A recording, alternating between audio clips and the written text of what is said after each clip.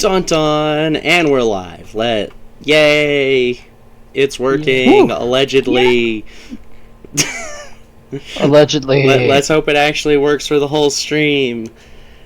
Yeah, I got a better computer, but apparently it's still like, nah, fuck you. You're not allowed to be a streamer. No one loves you. Go die in a ditch. Yeah, thanks, computer. Okay, damn. Wow, what a strong computer. Yeah, that, wow. It's my computer. That's what I expect of it, so. Alright, that's fair. It does look like we've got probably like a 40-second lag, though, on the stream, so. I was going to say, what my computer does is go brrrr when one of my fans died, but okay. Yeah, anyways, stream's an 18-plus stream. Obviously, we're already sitting here cursing and talking about, go die in a ditch. Which, on that note, mental health is important. I'm making jokes here, but there are times where that's not a joke for some people. So yeah, you've got links down in the About Me section here on Twitch, YouTube, the description on the video for crisis and emergency lines, whatever you may need help with. Of course, try to seek professionals. It may seem small to you, but it's still worth, getting help for. Humans are social creatures. None of us are meant to do this alone. Yes, I am. Lies, or you wouldn't be playing D&D. How dare you? How dare you be right? It's exactly. Anyone interested in social games like this, that is proof that you are not an island. Well, maybe you are, and together with your group, you're an archipelago, or however the hell you pronounce that. Archipelago. Yes, thank you. I like actually that forgot. Pronunciation better, though. I forgot how to say the word. What are words? They're these weird sounds that humans decided to agree upon what they mean. That's not true. We disagree about it all the time. Okay, that's fair. We do. We disagree a lot, and here we are on a video trying to convey meanings through these things we disagree about. Words are stupid. Words are stupid. Take your clothes off. Wait, what? Hold on. I'm not at a bar. My sorry? bad. A bar? Wait, hold on. Have you been drinking? No. Well, yes, water, but that's beside the point. Okay.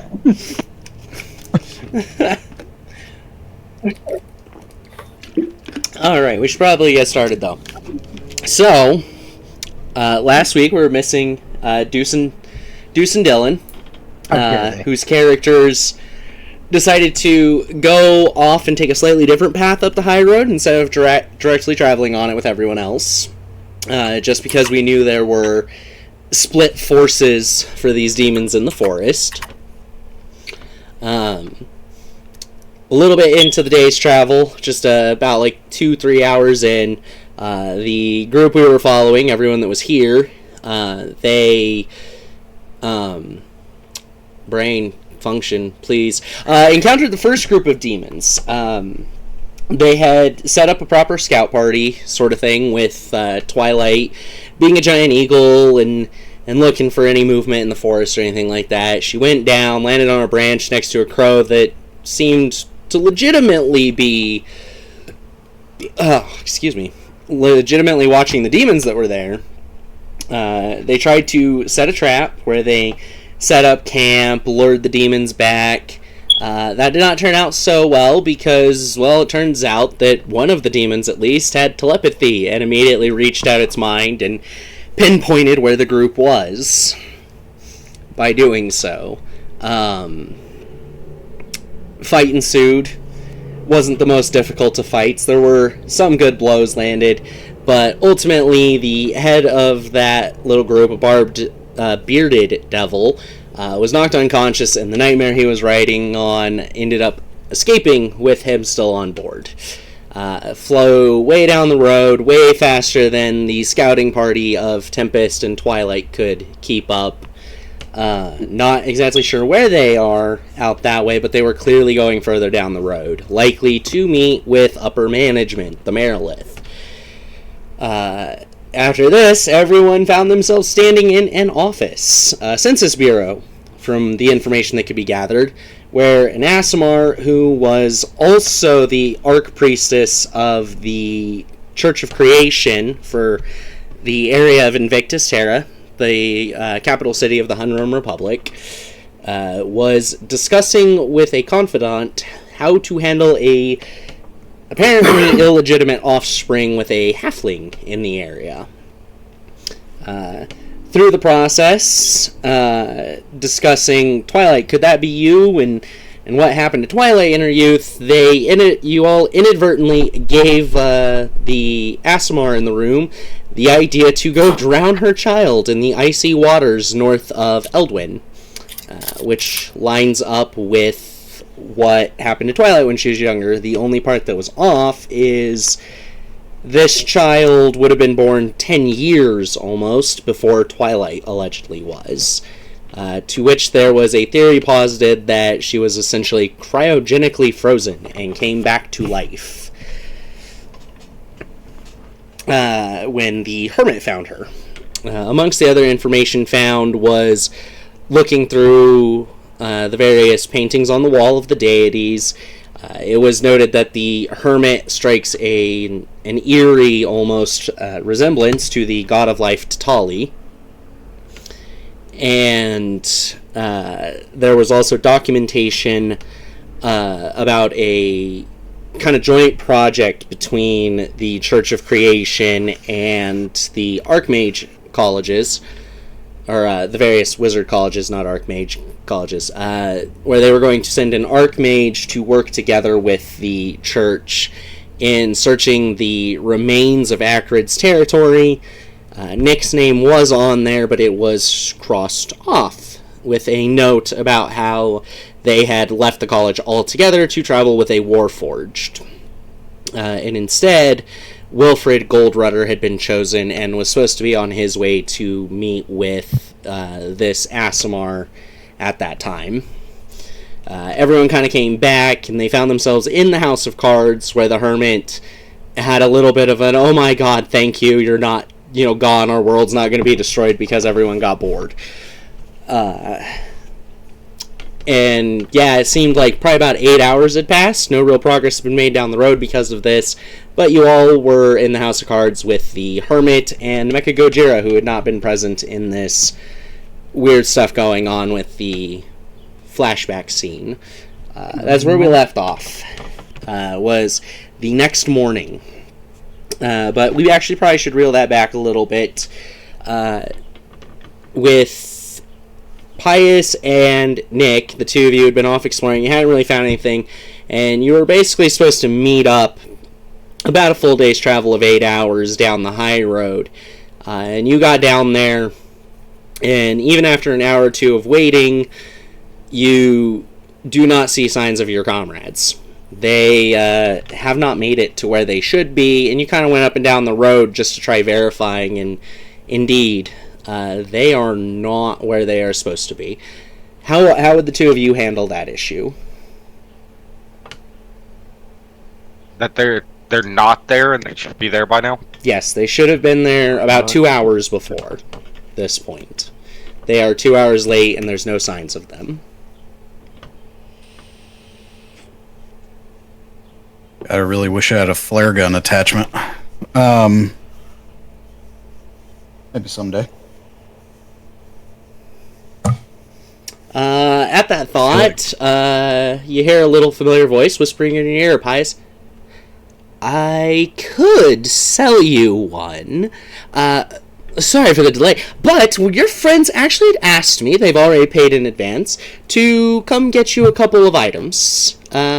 Earrings, rings, you choose your jewelry piece. But a jewelry piece of sending, so that you can contact each other at long distances. And Patches is standing behind you being creepy. Yes, that would be fine. Nose ring, please. He kind of looks at your face, and you can tell the curiosity is, what nose are you going to put this in? Oh, that's right. He doesn't say anything, though. I don't have a nose. So, maybe a ring for my finger would probably be best. He takes a moment, but he then produces a ring. Is there a specific color you would want in the stone? It's a simple stone, not a gem, but you can color it how you so please in design. Purple, please. Alright, and he produces it for you. I don't remember. Does that require attunement? You had said no. I thought. That's right. No attunement. It can only communicate with the other jewelry pieces in the set.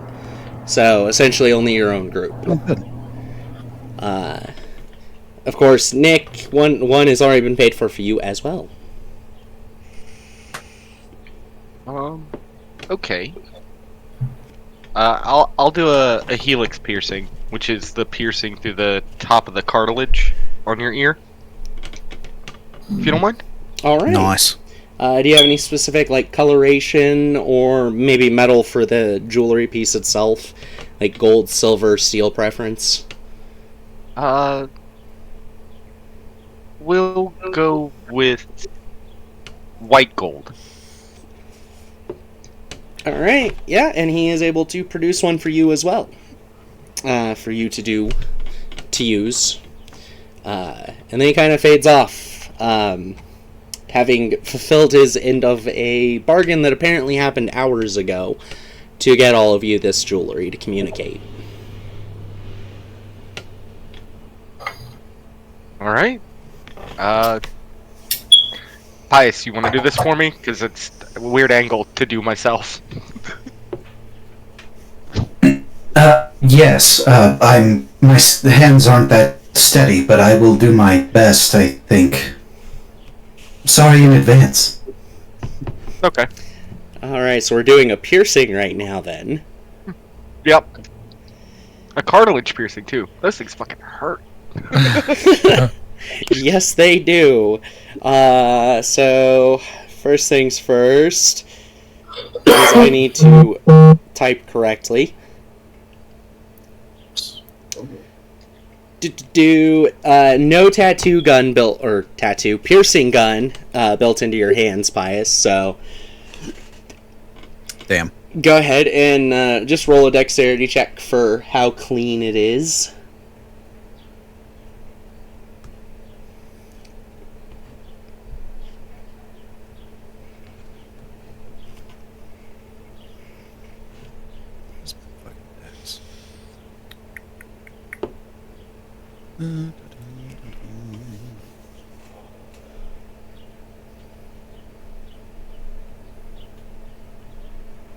Solid. 19, yeah, that's good.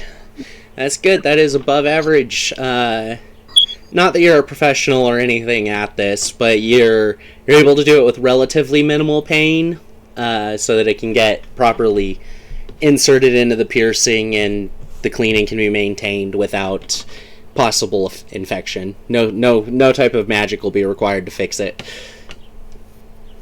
Okay. I'm awesome. Alright, let's give it a shot. Can you guys hear us? Good. Patches, I found you. Look, this only works 5 times a day. Just a heads up. And it's basically you just send a message. What was it, 25-word limit? Correct. Yeah. Okay, so it's the sending message, spell. The sending spell, not the message spell where Yeah. it's a sentence. Got it. Okay. Yeah, sending So is... if I just keep talking and saying words, then eventually it's going... You really did that. I swear, Tin Man. Question for the DM real quick. So the way the sending spell works, if I'm not mistaken, is you can reply to it in the same word limit. Is that the case, or does that still count against our 5 uses a day? Does not counter... it does not use an additional use. So it works just like the sending spell. Okay, and then I have another technical question. Okay. Is it 5 uses per person or 5 uses total between all of them? Ooh, good question. That is a good question. One I had not thought of, but this is patches, so 5 total for everybody. 5 for the set. Okay. Got it. Which So would we have now used 2. well, you had also used 2 or 1 earlier today, so you're at 3 of 5 now used. Gotcha. Whoops. Luckily, it's nighttime and just about bed. Okay, wait a second then. Now understanding how this works, Nick's gonna look at Pious and be like, hold up your hands, I need to count. Okay, I've got you. By the way, it is hard to do it to yourself. I've tried last session. Hey, we are 8 hours ahead on the trail. How much further back are you? Should we wait or head back? 4 more. Are Yeah. you pooping? Solid. That was great. Yeah, so you guys know that you only made it about 3 hours up the high road before everything happened and you're settling in for the night. To which, yeah, you all are laying down to go to sleep at this point. But you're not out yet. I'll respond if no one else does immediately. Trying to sleep.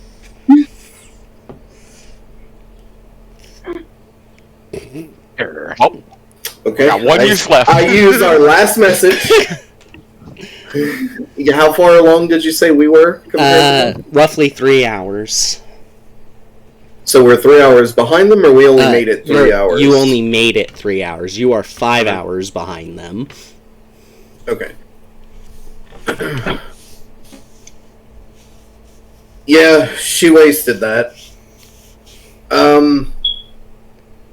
We only made it about 3 hours up. Not sure. Cuts if off right there, because is a word. Well, that's only. Oh, you're right. You're right. 18. That was. You're right. I cut like 10 off that in the count. My bad. Yeah, I was gonna say I'm at 17, including I was at 18 with Oh, okay. God, I only got to 15. Math is I great. completely forgot where I was in that. We Well, no, I said not sure. Okay, not sure if, and then Yep. you want to head back this way or wait for us. That's it. Yep. There you go.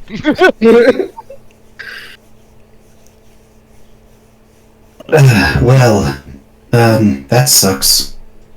Should we meet them? I feel like we should.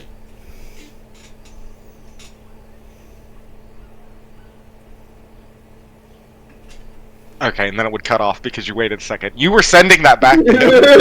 Yeah, no, I was talking. It's whoever Nick, says first. Nick, look at me. I am speaking to you. So the magic can definitely differentiate between intent to reply and not. So it would not reply with that. It would. Oh, okay. it would essentially be giving you a 6-second grace period to actually reply.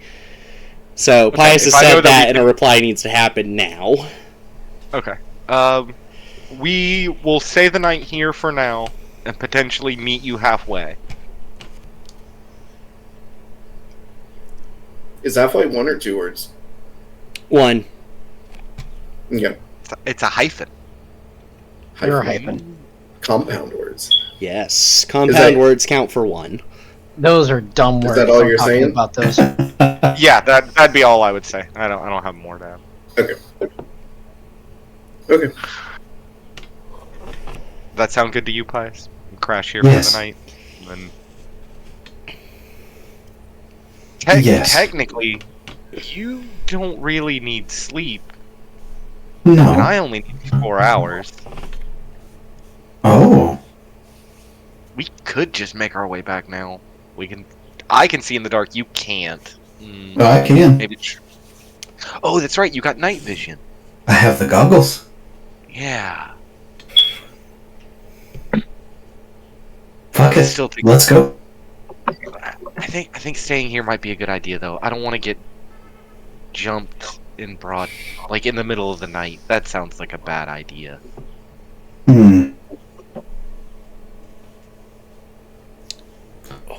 Let me rest. Let's sleep. Let me sleep, and then we'll go. I can make sure Okay. I'm good to go, and can focus on any spells I might think we could use for this. I will watch over your defenseless body. So right here is you're kind of saying that, Pious. You all hear the flapping of large wings overhead as you kind of see this hellish-looking demonic horse flying over you further down the high road. Shit, I forgot to. Damn it. Shit! We I don't forgot see to it, damn right? it. Forgot to mention that to you. I didn't think. I thought it would pass you already.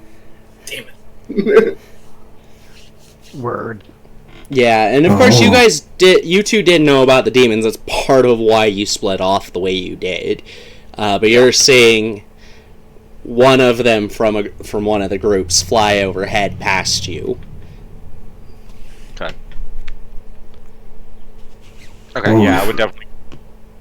Well, maybe we should get off the path and stay in under some trees or in some brush just to get some cover. Yes, I will look for a den of some sort. Survival check to find a safe spot. Alright, I'm doing it.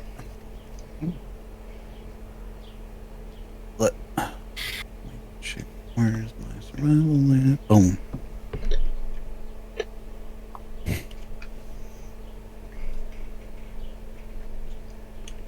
Doom, doom, doom, doom, doom, doom, doom. And I just realized I didn't bring up an important thing to have up. Damn it, not the Doom song. Tracking sheet. Doom, doom, doom, doom. No! Should have known that was gonna happen. Psycho Stick did a cover to that song. Yes, I they know, did. it was funny when I was a high schooler. Now I have a hard time listening to it.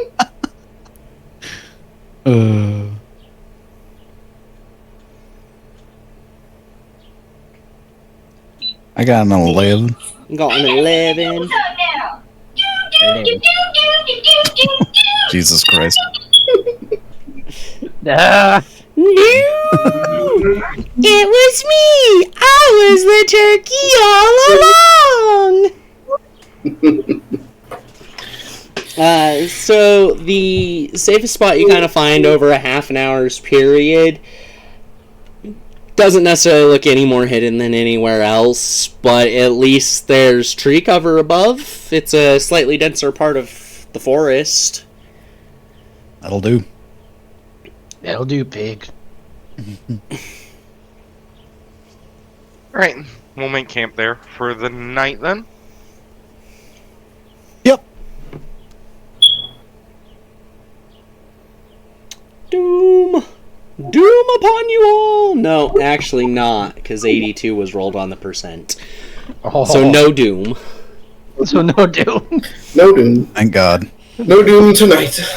Doom for you is not for tonight. It is for tomorrow night. Ah! Oh, dang. Oh, dang. Yeah, so you're able to get yourselves rested up there with 4 hours if you're only waiting for Nick, and 6 if Pious is getting the long rest in also. Yes. Yeah, go ahead and rest.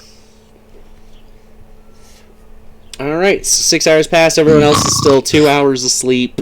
So yeah, you're able to at least start making your way back to them. As for the other group, as you're waking up, how quickly are you trying to get ready and go? Wrath is rushing people to get ready. Wake up! Come on! We gotta go. We're not safe here. Okay. Come on, brush your teeth. I'll brush my teeth on you. No. Listen to me.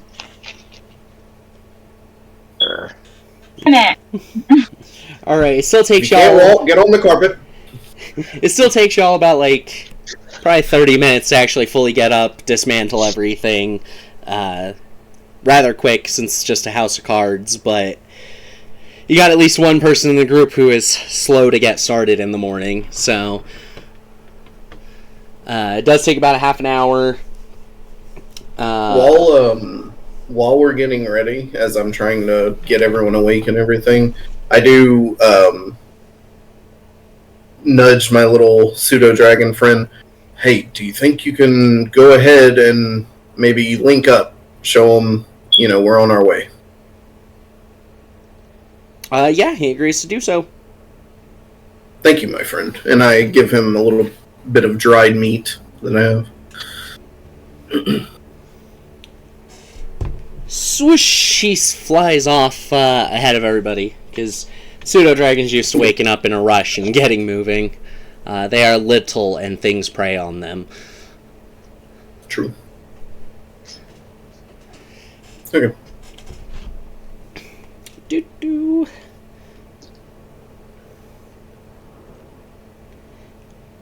Sorry, I had to do some math for how many miles when you meet up.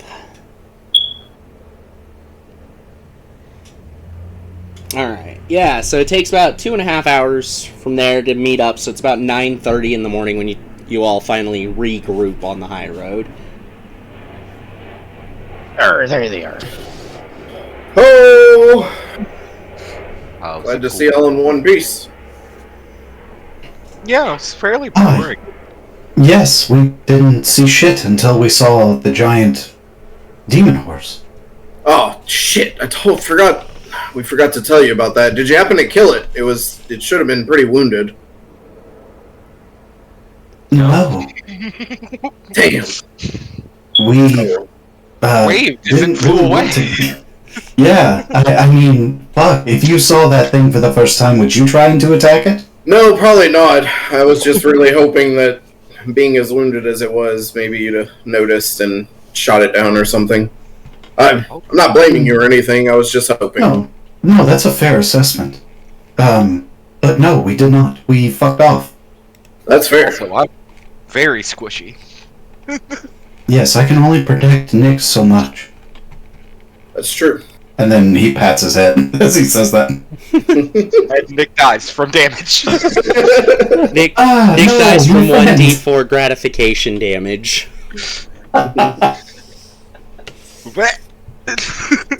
Did you happen to see which way it was going? It knows about our existence, and I have a bad feeling about it. It was heading further down the high road. Yep, That's it what was it looked sticking like, more or less to the high road as well, it seemed.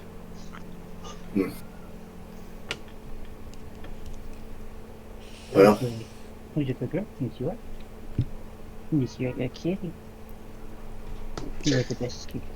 And Captain Flowers is talking to Twilight's kitty and praising it and playing with it as you're traveling or meeting back up.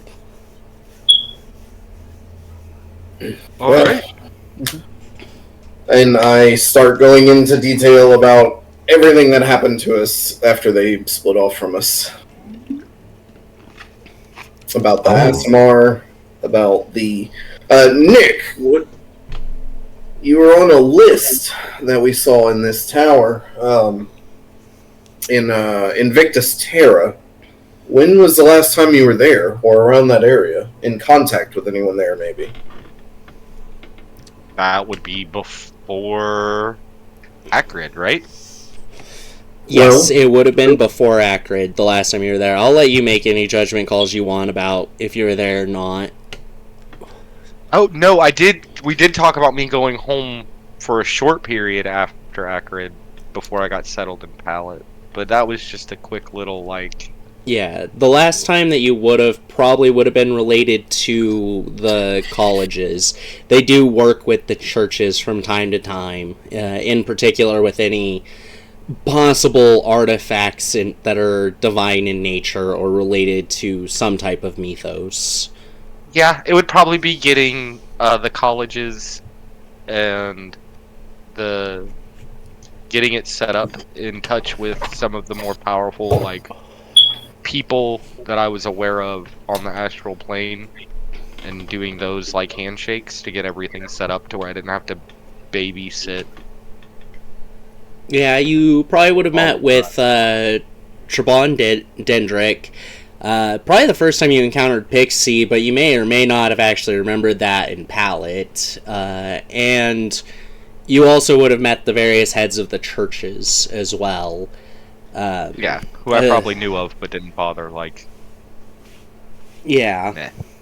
The only one that would have spent any type of extensive time would have been this one in charge of the Census Bureau, though.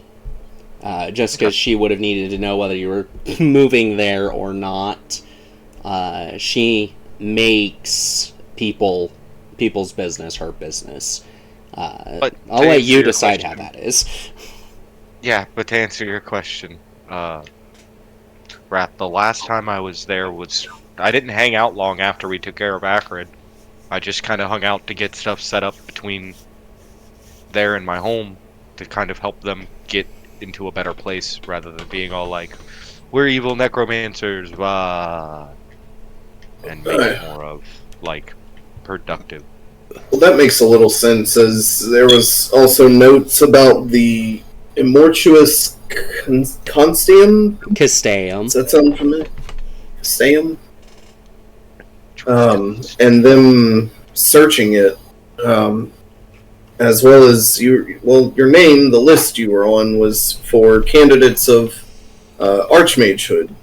Why didn't you take that? No, it's boring. I They see. all want you to do stuff all the time for them, and I would have to go back home and be there, or be at the compendium. I don't like that stuff. I don't like... The power is cool, but the responsibility is really shitty. And then I have to get into the whole, oh, you're a prophet, you're a prodigy. It's a pain in the ass. I see. I just didn't know you were of, such... royalty's probably the wrong word, but it's the first one that comes to mind. Highborn status. Thank you, Invisible Voice. I would rather not be. That's fair. What if...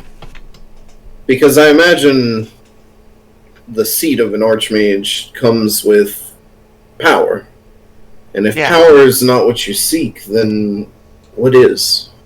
Power is what I seek, and that's part of the reason why I did it for so long. But I realized that it was never... The power was always fine. It's the responsibility and the... Okay, my home is a very strange and very annoying place. You need to understand this. We're caught in between life and death, and we sit in purgatory. And there are a bunch of stuffy old wizards with their heads too far up their asses that act as high priests and counsel and think they know better than everybody else all the time. Which is very frustrating when you understand immediately how they are. And to be raised there and then to be told, yes, you can do this for the rest of your life, but you have to do it this specific way, or you have to do this, or no, you can't do that, that's not okay. You end up turning into Akron and losing your fucking mind. And I'm not gonna do that. I'm not gonna be what they want. I'm gonna go on a rant. The power was fine. The responsibility was stupid. And the way that they do things does not make sense to me. I'm not going to support a failing system of replacing one stuffy wizard with another old stuffy wizard. My only question is, how will the system ever change if someone doesn't change it from the inside? Oh, don't get me wrong. I've got plenty of time to still go be an archmage if I decide to do that later on in life. I have other plans and other agendas, and other things I would like to look at first. And if you gather enough power, you can change the system however you please, in or out of it. Because there's one thing they do respect, is power. I'll take your word for it. But we also found out that Twilight here could potentially, more than likely, be part ASMR. Oh, how exciting! Oh, Is that right, Twilight? Yeah, I mean, I guess. That is also in line with what you had been reading in that book, Pious, trying to figure out why she was cold as ice. Hmm.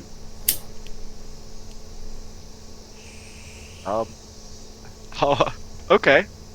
Interesting. I'll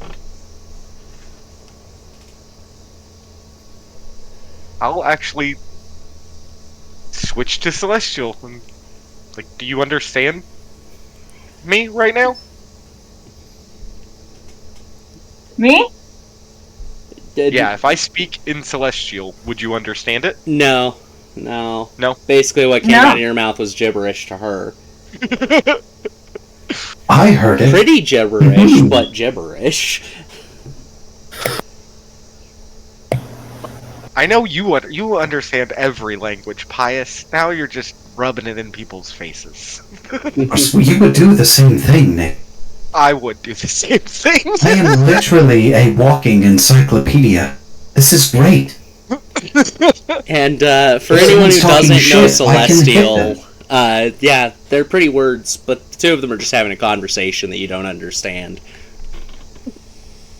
I just start switching languages in the middle of it. It's some weird form of Spanglish, but it's Abyssal and Celestial together.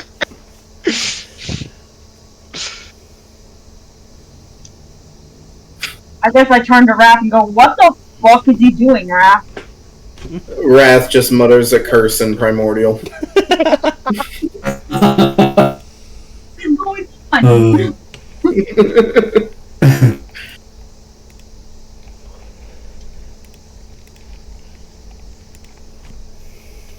Alright. So, I guess we continue on? I guess these demons appear to be in our path. We should definitely take precautions about this. They're somehow linked to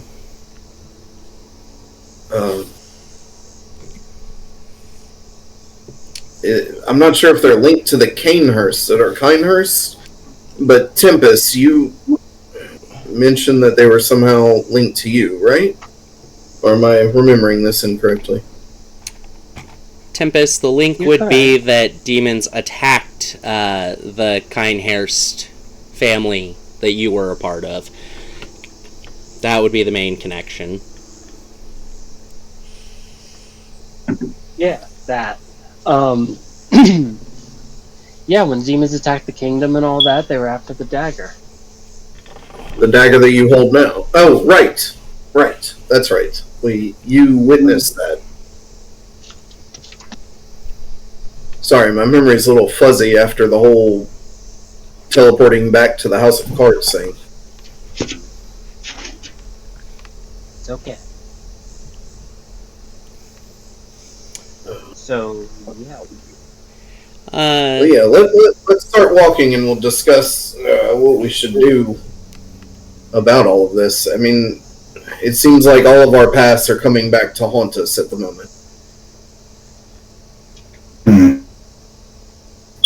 Well, at the very least, we could just continue with our job and deal with things as they come. I guess what I'm getting at is if we know the things in our past, Captain, for instance, we're pretty sure these penguins were targeting him, so we can kind of assume we're going to run into them again, right? Because you mentioned different ranks of these penguins, Captain?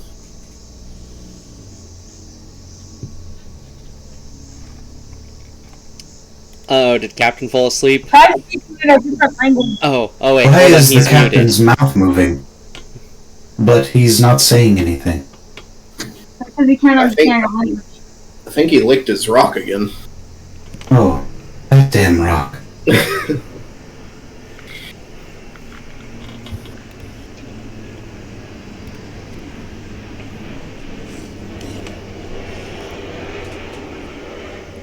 Oh boy. But Well, that's fine. yeah, he would end up replying that yes, there are ranks of them, and that the one you all defeated is the lowest of the ranked ones. So Wrath pulls out. You see that the leather he's been tattooing is now very, very loosely kind of fitted. It's not like bound or anything, just kind of fitted around some scrap sheets of parchment that he had borrowed from Nick, making like a little makeshift notebook, and he kind of opens it up. I've been trying to... Again, everything seems to be coming back to hit us from our past. And these torment fragments seem to be some kind of point in time that they're all leading towards. So I figure if we can start to figure out our own past, we can prepare for our future a little better. It seems everywhere we go, these torment fragments just keep bringing things back. Okay. That sounds like a lot. It is a lot. I mean, I faced a kraken. You all saw it in the smoke. Is that gonna get thrown out of the sky at us? You know, it's been worrying me a good bit. Well, that's fair. Yes, I hope not. So Not worried. Well, we know... Okay, we know a little bit of stuff. We know that Pious is stuck in a time loop. We know that there's a lot of time that's getting messed with and stuff like that. From your description of what y'all have seen, she was cryogenically frozen that's what thanks to the ice. it seemed like. She was frozen either in time or Star. If you have any insight on maybe what it felt like being there. Me and it was cold. Very cold. So, but the age doesn't match up. As if she didn't age in the ice. Well, that would make sense. Temperature slows down things when it is low. I mean, just look at the ice age. Look what happened to it. Yes, but if I unfreeze a mammoth, it's not going to come back alive and start... Exactly. Yes, Trying it water. would be mummified. It would be preserved, but still dead. The only thing that I can think of it would be the like, if she's part ASMR, the celestial half of her keeping her alive would make sense. Roll a religion check. For you happen to have learned about Asmar along the way. That is... Me? No, 16? Dylan. 16? Not so much that maybe it would keep her alive as angels, at least. You're not sure about Asimar specifically, but pure angels don't decay when they die.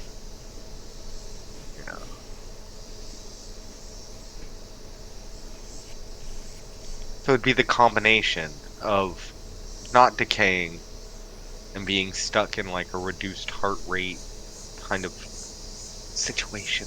It's weird. It's weird. You should be dead. Although I think we should all be dead by this point.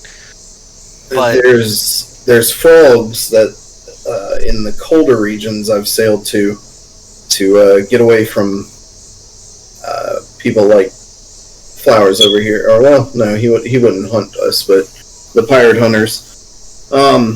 There are these frogs that freeze during certain seasons, and whenever they thaw, they're still alive, as if nothing happened. We used to put a bunch of them in the cargo hold as a prank, and then they would all fall out and get everywhere, and the quartermaster would be pissed. oh, like wood frogs. Okay. Okay. So what? She's part halfling, part ASMR, part wood frog. Well, no, I'm not saying she's part of frog, just that there are things that do that naturally, and maybe it's a natural ability of hers. I mean, you turn into animals all the time, right? Not all the time. I mean, I see you turn into an animal like twice a day at least. Yeah. You turn into animals way more than any of us have ever turned into animals. That's true. Which Yes. Nick, you recall, the general hazing and fun of the, more youthful wizards that were experienced, and you do recall being turned into a dog at one point. Polymorph. Yup. Polymorph. Yeah. It was actually kind of nice, but And then you got that senior that learned true polymorph early. you can stretch in ways that the human body cannot imagine. It is quite comfortable. I am unsure, but there might be a joke in there somewhere. There is. Ah, Okay. yes, I found it. I get it. Dangly parts. They're all dangly parts. I still think we still kind of have to deal with things as they come at us, but I do think that this is definitely stuff to think upon.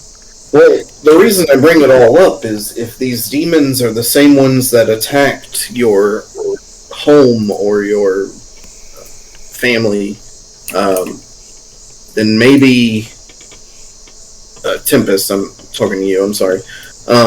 Maybe we can find out something about them. Maybe we can find a weakness. It could at least prove beneficial for them. It makes sense.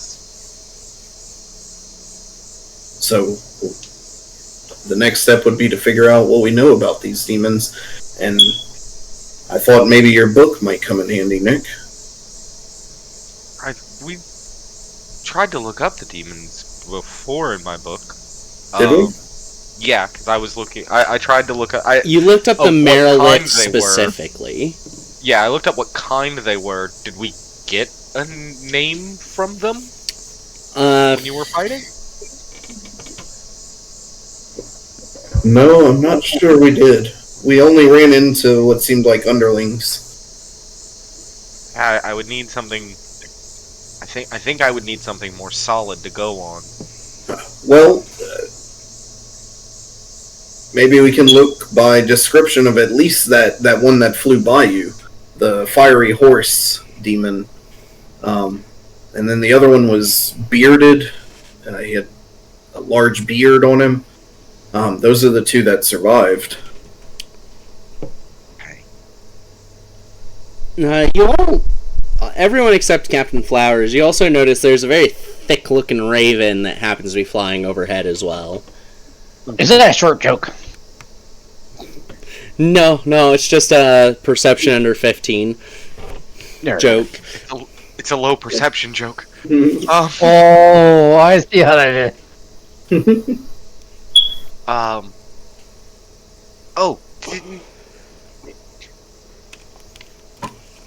didn't we see oh, we didn't see it. Tempest, did you ever share that you've seen your aunt and uncle as a raven to us? I forget if you've told us that. She has never seen that, just because I don't think her and I actually discussed that. She was talking to them.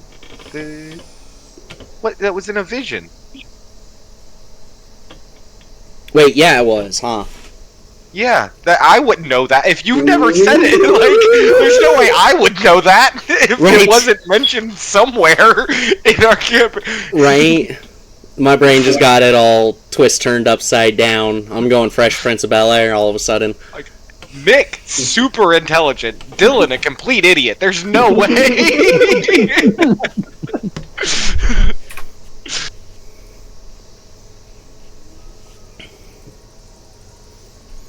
I just don't remember whether she shared it. And I know that she knew it because she started talking to him when she was wandering out in the woods at night by herself. And she was fussing at him. Even I forgot. I don't remember this. Yeah, You attempted to talk to them, but they kind of just ignored you and flew off. Rude. I know, they definitely squawked at her. At least from my memory, but I don't... Like I said, this is... They haven't tried to participate in conversation. How about that? That's the way to put it. The note taker takes 1 week off. Everything's lost. Don't take a week off then. I tried to take notes. They're very scattered. Okay. I tried to put them by area. It didn't work very well. You have to section the notes by, like, character or which character, main story. Does it apply to the Hermit? Like, this is a whole web of stories. I have Invictus Terra notes, and they are a mess right now as I look through them. My notes, one, are handwritten, and it would make sense to no one because, one, I write like a kindergartner, and two, I just have like 2 or 3 words to describe a thing, so if I go back to where this is when they talk, I say crows talk, ant, what? And that's literally the whole thing. That's what it is. Beautiful. But yeah, okay. So the demons have something to do with your past. These are potentially the same ones that you saw killed. They're looking for the dagger. Which we have. You put that in your bag of holding, right? Yeah. Yes. What? Who has it? Yeah, we gave that. You have it. We gave it to Tempest to put in her bag of holding. I still have it. Okay. Just making sure it's still in there. So you were asking before? Wait, what? Nick, I believe. I was asking you as the player, Maya, if you'd shared that you'd seen in your vision that your aunt and uncle turned from the crows that have been following us. Oh, I think I remember which vision we're talking about. Because there's only one vision that's really occurred with hers, and that was at the wishing well, and everybody except and they Raph had flew seen in. that. Yeah, and they flew in as and then turned in and like started looking like they were gonna fight. Yeah. Did I share that shit? You didn't need to because everyone saw it. In the pool. Yeah, we were all linked. We had like a mind meld thing going on. Well, it happened like an illusory scene in the room you were in. So. Okay. Your thoughts are my thoughts. So. Okay, that's your aunt or uncle, assumedly. I mean, would they know anything about the demon? The chances it was actually one of them, very small.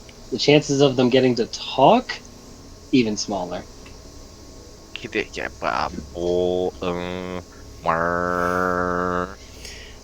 Raven has disappeared from your vision at this point, by the way, as you started to talk about it. Fuck you, Raven! I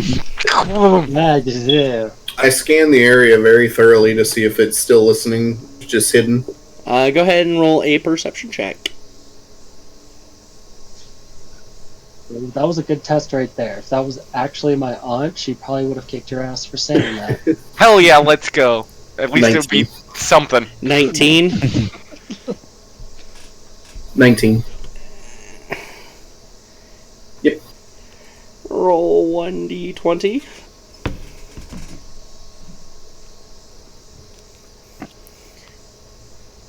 Come on, phones. Don't be a jerk now. Come on, phones. Okay. Built on different device. Ugh, I thought I condensed everything down to 2 devices. Apparently I How still dare have you. stuff on a 3rd. How could you? How badonk of you. How badonkadonk. What'd you say you got on the roll again, Wrath? 19. 19? Yep. You, It's your turn to roll hot. with this nat 1, you barely don't see it coming before it happens. Wait, I barely don't see it come. What? Okay. Wait, what? Plus 17 and then another plus 2 for advantage. I didn't fucking realize her stealth was quite as high as it was, or I would have just not bothered rolling. I barely don't see it. You barely don't see it by like 1. You barely don't see anything. Yeah, like Okay. just a little bit higher, you would have seen it. Seems we've spooked them off.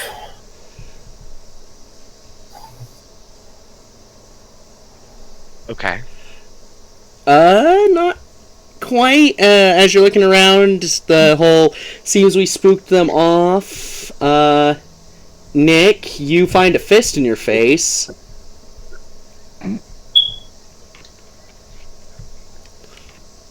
Oh. Because, yeah, Tempest is right about, if it had been her aunt. So 11 damage? Alright.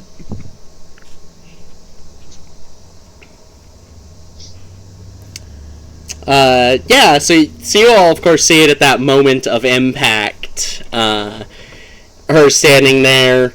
Her attire actually similar in design to the Kinehurst Bandit Confusion group that you've encountered, except it is all red. And she is also wearing a mask, a white mask designed to look like a monster's. Long black hair, disheveled, unclean. And she just kind of simply replies essentially to your comment about, well, fuck you, and goes, no, fuck you. And you all see her turn into a raven and fly off again. Did I see a woman turn into a raven? Is that thick raven? I have so many questions. Why I is it a thick didn't bird? get to hug her. In all my sea traveling days, I've never seen such a thick bird. Nick's just holding his nose. He's like, oh. Wrath shakes off the electricity he was building in his hands for what he was about to initiate. Ow. That bird's a dick. Yeah, that looks pretty rough. That bird's got a Always badonk. so quickly. Okay. Uh-huh. So we are being watched then. Yeah, but she didn't even bother answering any questions. Well, I feel safer. I don't. I don't. Don't worry, we will make her answer questions at some point. You have a better chance with my uncle.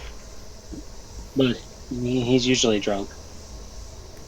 Oh, Alright, so so great conversationalist. Gotcha. a spiny demon and a bearded demon is what you saw?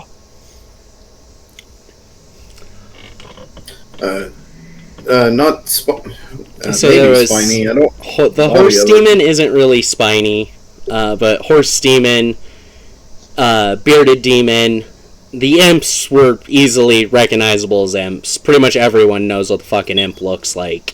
And then a several demons that looked like Deadpool had a baby with a pile of shit. What happened to the baby? I think that's a question for Nick. Huh? Yeah. What's What the happened to question? the baby, Nick? Oh, I don't know. I'll look that one up last. I'll look up the bearded demon first. Any information that we can gather. Go ahead and roll an insight with advantage. Or investigation.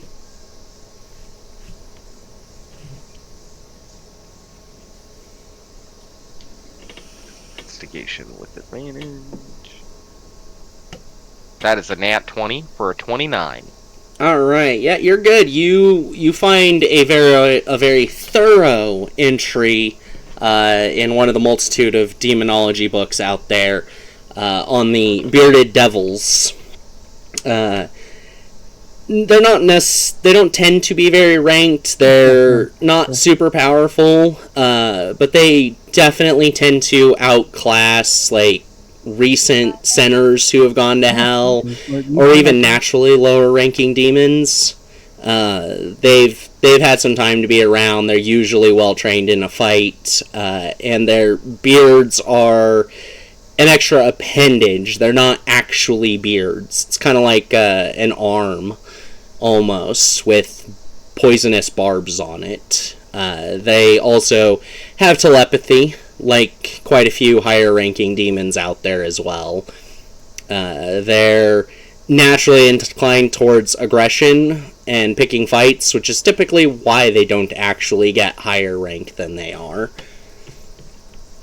Okay. And it's a devil, not a demon, though, correct? Yes, which for the purposes of Maluviette, there's not big differences between the two. Okay. Hell is hell, and fiends are fiends. Got it. Alright, I will relay that information to the class.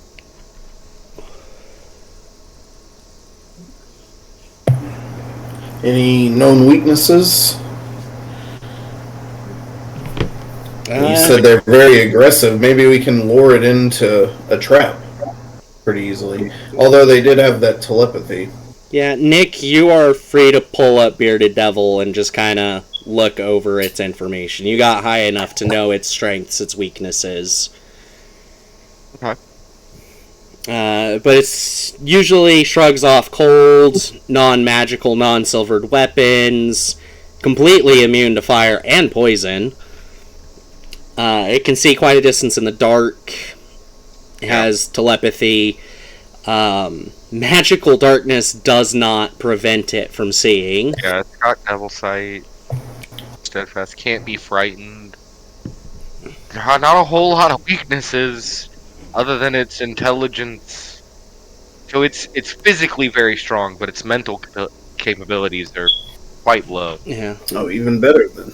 Maybe we could lure it into a trap then. Although that really wasn't the issue. We dealt with him fairly easily. The nightmare, I assume it has all of the same strengths that you just mentioned for this one, since it seemed even more powerful than the bearded devil. Which one was this one? Devil horse. It was this Yeah. demon horse covered in fire. Fiery demon horse. I'll think about that while I try and look through my book. Alright, go ahead and give me another advantage check then. Not as good, but still good. That's a 19. It's still good enough. They're really not ranking, even though they're just as intelligent as other demons. Hell Society has deemed you're a horse. Let's fucking deal with it. You're gonna be a horse. We ride you. We domesticate you. You do what we say. They are treated like animals regardless of their abilities, because they look like animals, and demons are dicks. So they pretty much are used exclusively as mounts because of their high fly speed, and their ability to grant fire resistance to fire damage to other creatures. And they are also capable of taking themselves and other creatures into the ethereal plane. It sounds like we might be able to actually use that. Yeah, I wonder actually if we're like nice and cool with them, with one, if they'd like hang out with us, because it sounds like they just treat them like shit, even though they're real smart. They're smarter than a bearded devil. Yeah. We could certainly try, but I almost feel like if we wanted to keep this thing around, we might have to use aggressive methods of kindness. Sure. I mean, or we could let it go and just be like, hey, we may call upon you on a favor if we need it. Maybe. That's, or, you know what I mean? Like, there's classic, like, devil bargains and stuff like that we could... Can you make a bargain with a horse? See, that's the kind of thinking that gets you fucked up by a horse. You can't make that mistake. Yeah, That's you true, are that's aware true. that they have the intelligence that they typically know common, abyssal, and infernal. Their mouths just don't allow them to speak it. They also lack the telepathy of their brethren, unfortunately. So we need a way to get into its head. Well, I mean, we just kill the other stuff around it, and then make sure it can't run away, and then we talk to it, right? Yeah, but I want to let them talk as well, if there's a way to do that. Oh, they didn't seem very intent on talking when they ambushed us. Sure, but once we kill everything else, I want the horse to be able to speak. Oh, right. Of course. Well, Twilight, could you let a horse speak? You can speak to animals, right? I don't think that would count in this case. Yes, but From what I you were don't think I can reading... speak- Oh, sorry, continue, Twilight. I don't think I can speak to the undead. So demons are not undead. And from what you were seeing, Nick, they talk like horses talk. Like normal horses. Okay. I mean, it's potentially there. We could try it if all else fails. So it's definitely not undead, though. I know that much. Okay. So whenever we come across them, we don't target the horse. Yeah. Keep the horse alive. I'll try and bind it up if I can. Okay. Alright, and then... Shit demons? I don't know. The last one was... The description was weird.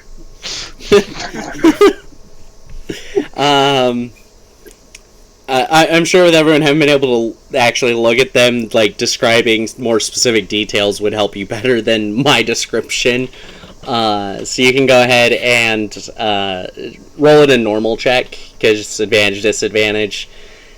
But you would at least still have something to try looking it up on. 17. Total.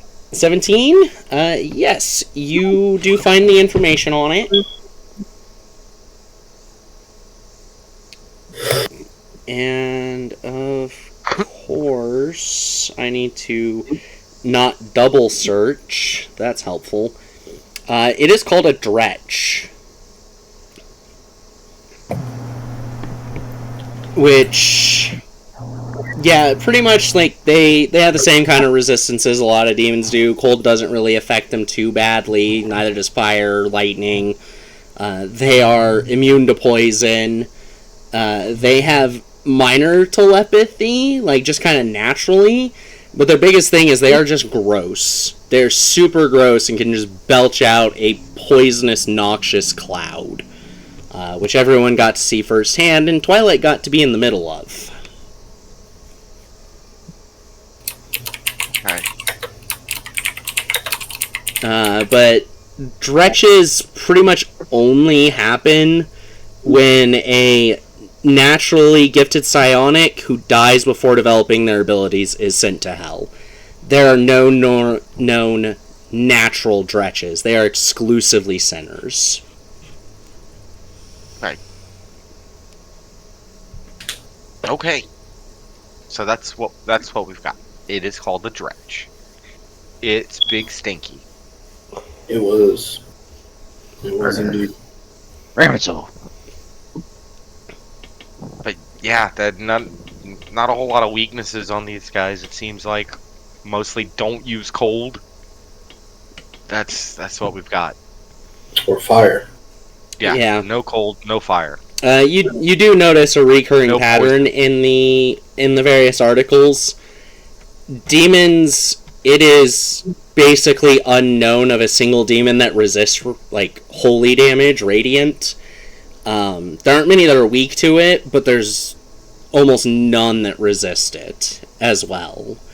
So it's generally a useful tool when you don't know what to use against them.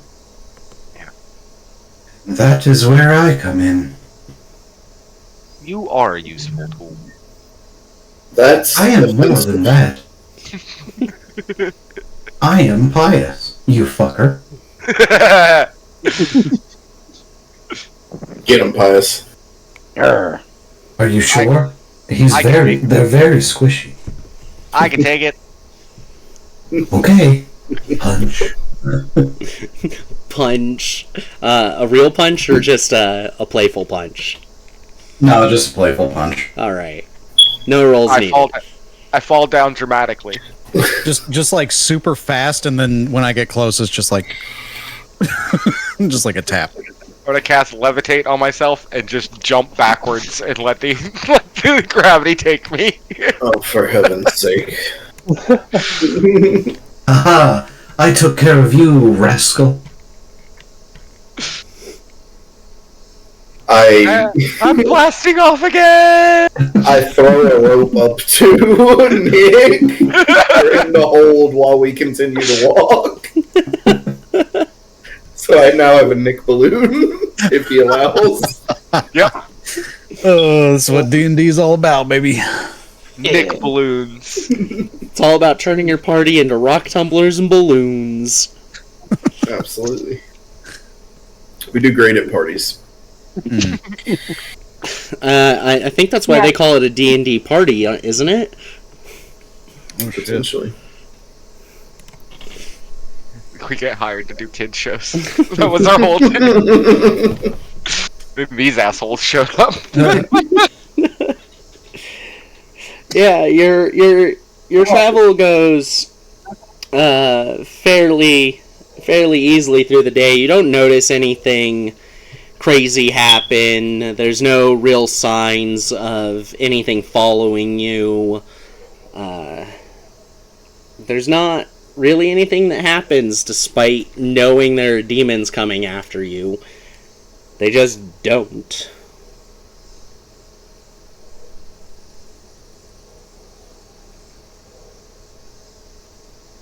That's good. Yeah. Is it getting like late evening night?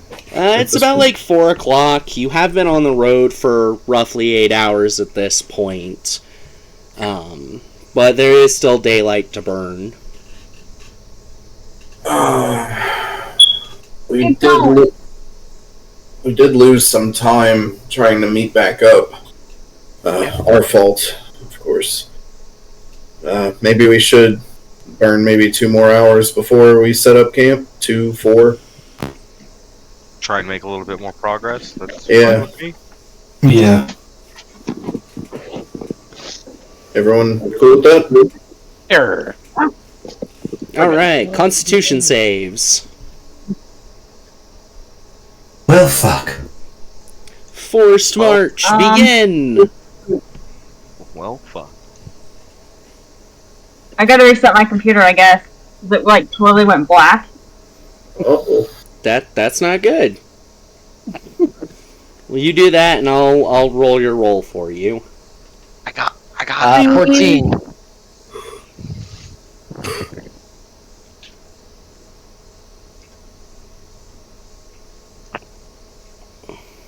Oh, poor Twilight with a natural 2 now because I rolled it. Oh no. Oh dear. Itchy ear. Why is it itchy?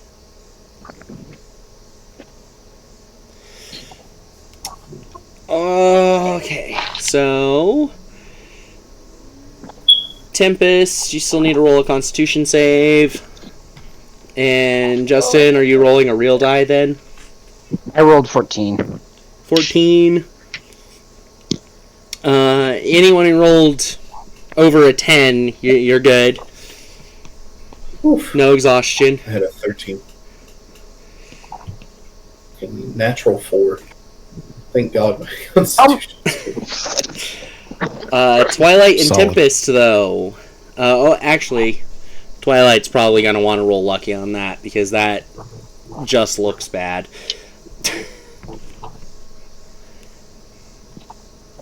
Yeah, I've got a point of exhaustion. I figured out why, though. Why? Because I've been in a balloon for about an hour, so now my back's all sunburnt.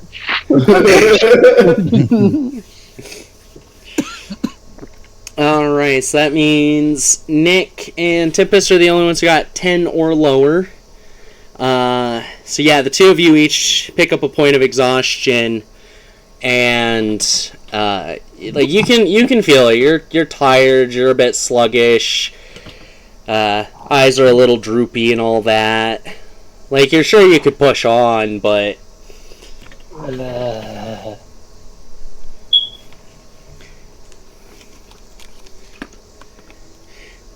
Tempest, you for sure. You've experienced extended exhaustion as part of your military training, so you know you could go quite a bit further, but is it worth risking? Don't make me do it no more. I can't do it no more. I think if we can afford to sleep, we should sleep. There's no need to push ourselves when we don't have to. How much more progress did we make? How much further did we travel? With that extra hour, it was 4 miles. Oh, an hour? Okay. Yeah, you were only able to make another hour before they started to feel it. That's fine. Let's go ahead and we made a little more progress than we would have otherwise. Let's set up. Also, if y'all didn't have to sleep for so long, we could move a lot faster. Look, Just I saying. need my beauty rest. Now that I'm young again, I can't do without it anymore. What? Didn't you wish to remain this age forever as well? Well, yeah, of course. But that doesn't mean No, it my doesn't. outside appearance will stay the same. Wrinkles still What? develop on young people if they, do certain things. Such as smile a lot. Smile wrinkles are a big deal. I knew a guy who took moon sugar every day for a year. He was 20 years old, and I swore to God he was the elder of the village. Moon sugar.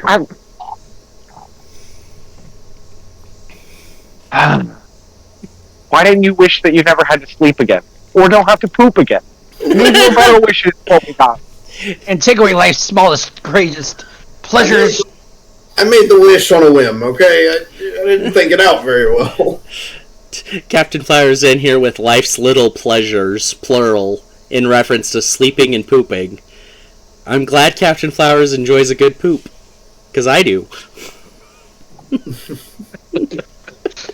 There. Yes, even I have only done it once, and it was great. Exactly. Hopefully not both pleasures at the same time, because then that's not so good. Can you poop in your sleep? Wait a minute. I will not tell the actual story or any details, but I have done it. Just that, I'm leaving it at that. Don't do drugs, kids. Yeah, Don't do that was embarrassing, to say the least. That was embarrassing. I think you told me that story. I lived with you at the time it happened, so probably. Okay. Yes, you did. I do. Okay, now that's coming back. All right. Yeah. Yeah, nope, so I guess we at least gave the That detail time. that I was definitely an adult. I don't want to remember that no more. No, it's It came back. No. Make it go away. Go sleep. Go to sleep. Everyone's going to sleep. Y'all can take a couple hours if you want to work on anything before sleep, though.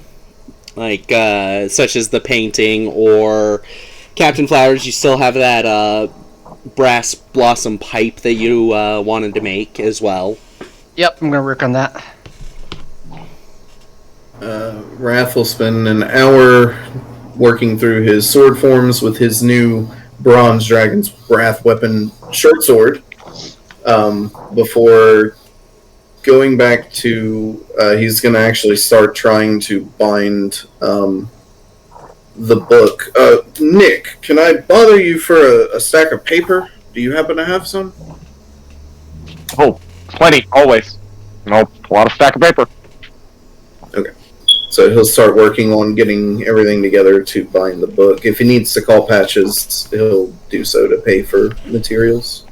We'll just say you got him. It's such a minor thing. Okay. Patches as well. Because I'm going to switch one of my proficiencies this evening. Ho ho. I can do that. Patches. Yes, Nick? Can I buy an alchemy kit? Ooh, I'm gonna have to look that price up. I think it's 25 gold for an alchemy kit. Probably most of the tools are 25 gold, so 50 gold in raw. I don't know. ooh, it's 50 in raw. Yep, 50 gold. That's still fine. Alright, here you go. Thank you. Pleasure doing business as always. Same to you. Put that down. So which proficiency are you losing, and which one? Well, you're gaining alchemy tools, alchemy kit. But which one are you dropping? I am going to. You are. You sound like a mess on my side. I'm fixing it. I heard it click over in my ear. There it is. Gotcha. So which one? I gotta remember which one I have from my. Give me a second. I will let you know as soon as I get it situated. Alright. So you're switching that over. Wrath is binding a book. Captain Flowers is working on a pipe. Is anyone else working on anything specific for the night? I'm gonna get high. Alright. Okay. Take off 1 or 2 doses from your count. It is longsword. I'm dropping longsword proficiency to be proficient with alchemist supplies. Alright. I didn't even have that marked on your roll gate sheet, so yay! I think I switched it at one point and forgot to say it was that I was going to try longsword, but I never came across a longsword I liked, so. And never ask the person who can make them. Well, it doesn't mean you'd make one he likes, though. Like, ability-wise. I have a great ability. I can make a break to change ways. You're making fun of me. I will ritually cast Shadow Blade and be like,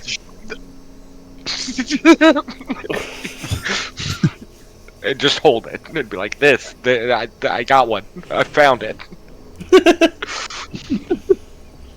Wait, you can ritually cast No, you it? can't ritually cast Shadow Blade. I was about to say, wait a minute. Hold on. All this work I went through. Holy shit. Sorry. No, it would be really cool if you could, though. Wrath was about to be copying some shit out of your book.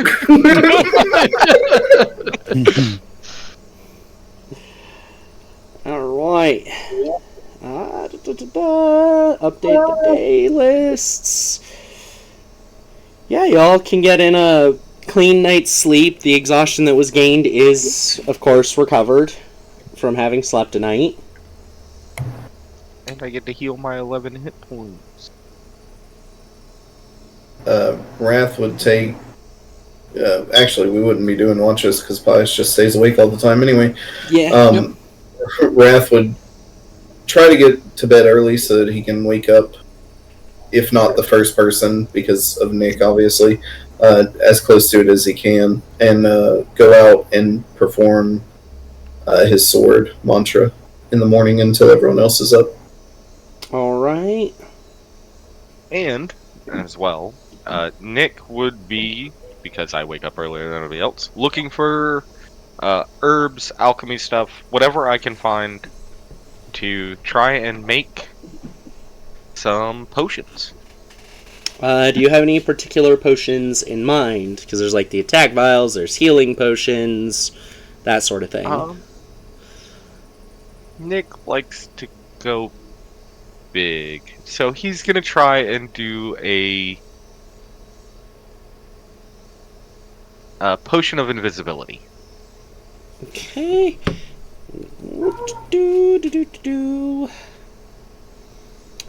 Let me look up what rarity that is real quick. That way I can set an accurate DC. But go ahead and roll a survival check for trying to find it. Okay. Well, I should probably pick up a survival proficiency if I'm going to be trying to pick up this. That's not too bad. 14? 14. You're fairly certain you did not find any of what you would need for a potion of invisibility, but you find some general ingredients that are used for binding magic and potions. So. Okay. I'm still going to try and make a potion. I don't know what it's going to make, but we're going to try. And then you can tell me what I get. So the big thing with that is you basically have to set up on like a table or anything, but you have plenty of time to do that. But okay. Just to note, because it takes time and you got to set up, so it's not something you can do while traveling later. So. Okay. Yeah, so you have the alchemists. We'll say it's an intelligence-based check, so intelligence proficiency for the alchemist kit. Give me a second.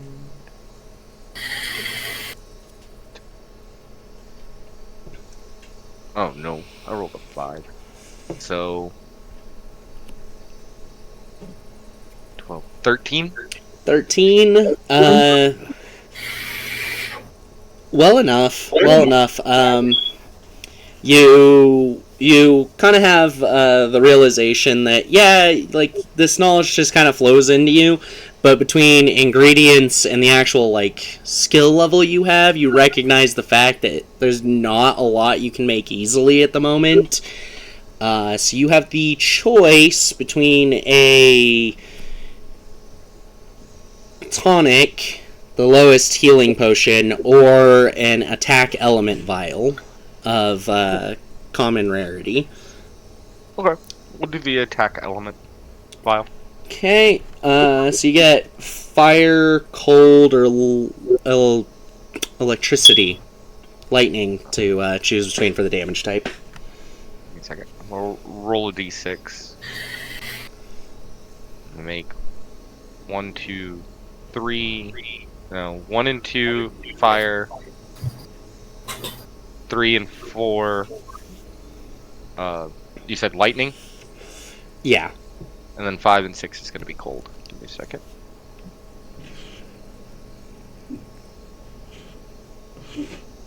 That is a 2, so fire. Alright, so you have a common fire element vial. So, refresher on that is throw it up to 30 feet, its range is 30 feet, and it has a 5-foot radius for DC 11, 1d6 damage. Fire damage. Okay.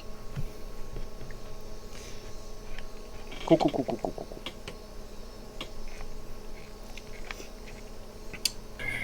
Yeah, as the other half of the party that sleeps full 8 hours, and doesn't tend to get up all early, Captain Flowers, Twilight, and Tempest. As you wake up, Nick is basically sitting at a desk practically in the House of Cards, brewing up a potion of some kind. And you can hear Wrath outside going through the maneuvers with his sword. It's a good day. Where's coffee? What? Coffee? Where? I think at this point the party is out of coffee. We Wait a need to buy minute. more coffee. I'm gonna reach into the snack bag, maybe, just maybe. Yes. No, the you get alchemy a cup jug. of coffee. Can the Hell alchemy yeah. jug make coffee? The alchemy jug? Yes. Let me double check to make sure the amount of coffee it can produce, though. I want hot coffee, baby.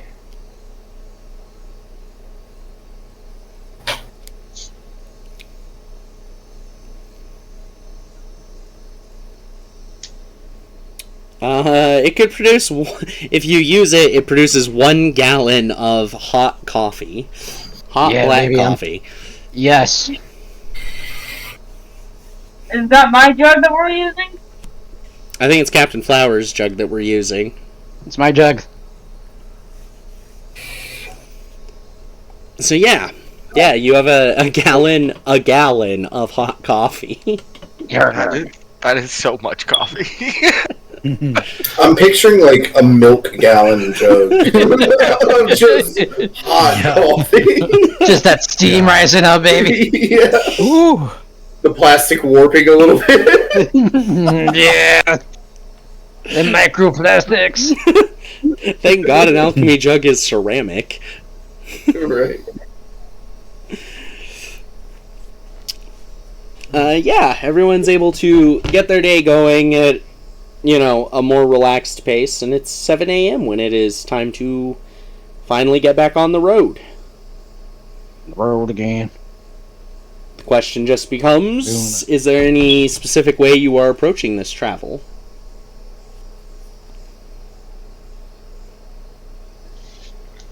Well, we can't avoid the high road. Well, just keeping our eyes out for any nightmares.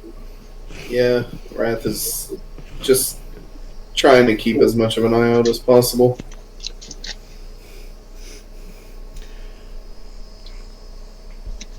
Pious is leading the group at the front. Mush. Mush! Mush! Dang. Wrath would probably be in the back. Well, as you're keeping your eyes out for nightmares, Lance, not Wrath, but Lance, does find himself staring down a nightmare. Unlike before, this is happening during your waking hours and not in your sleep, though. As you find yourself standing at the foot of a large tower of blocks.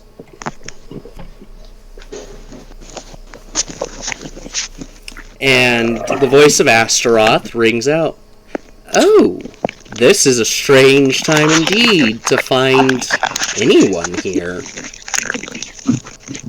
I couldn't agree more. You want to send me back real quick, or are we doing this again?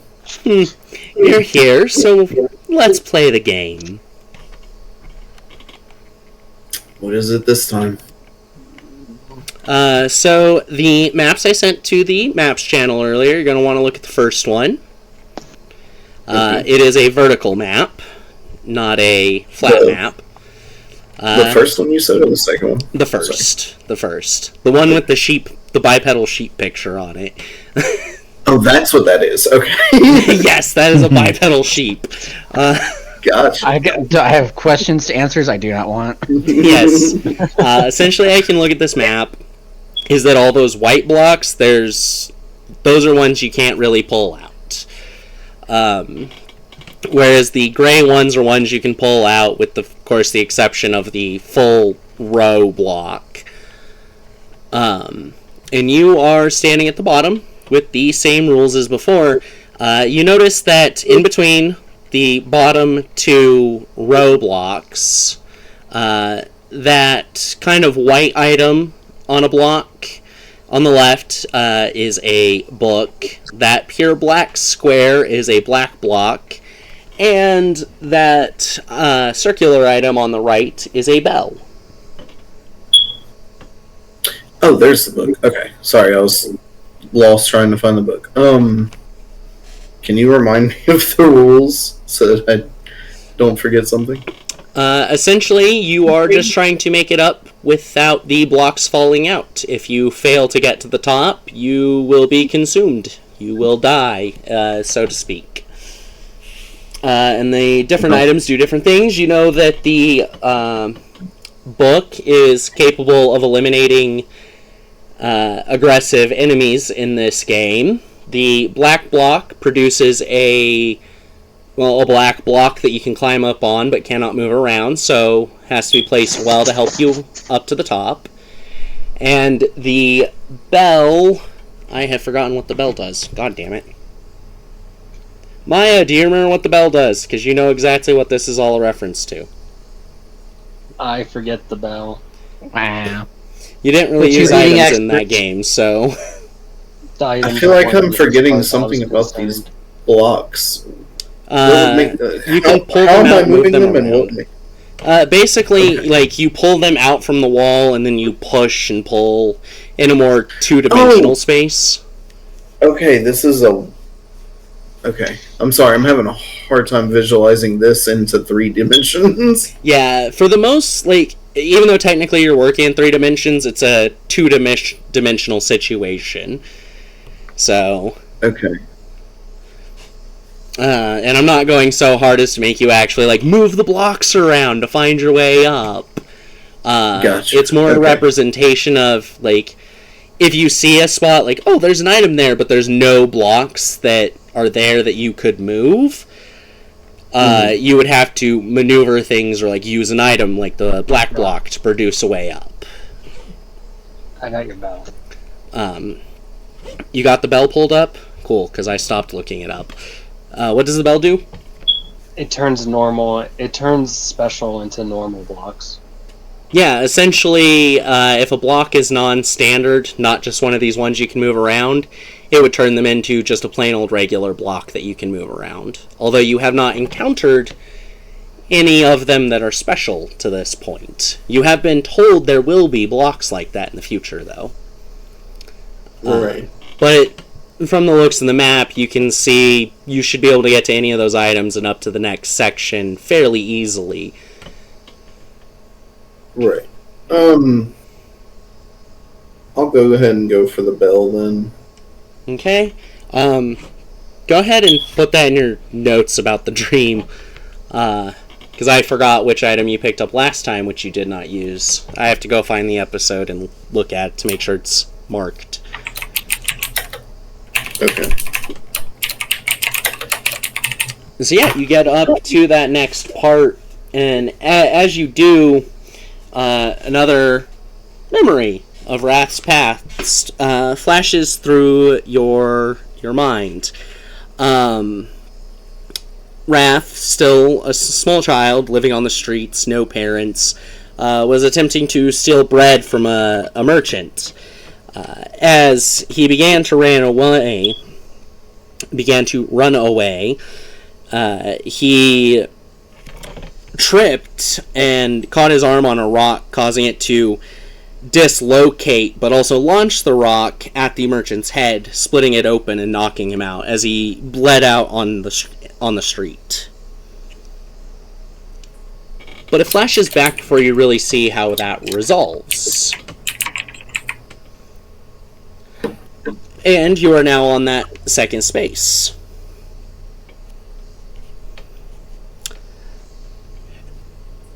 Now, that white and black box there, you realize is a special block.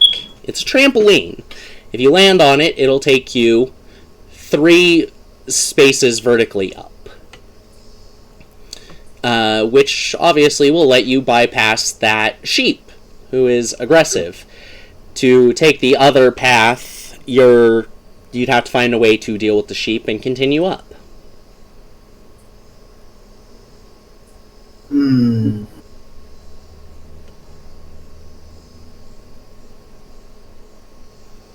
He'll take the trampoline. Okay. So as you pull through the blocks and you get up to the trampoline and you get it pulled out, you stand on top of it, you jump and just poof, and it launches you up onto that block, which is a good 15-foot vertical jump at that point. You manage to catch the block and pull yourself up, getting onto the next layer above that. You'll want to switch to the second map I sent in the chat now. Okay. And you are at the bottom of this one now. I start making my way towards the bottle of whatever liquid this is. Okay. Before that happens, though, as you start trying to move, you get another flash of memory back to the merchant still laying, bleeding out, little Wrath hesitating for a moment, and you would feel the panic as he then flees from the scene quickly.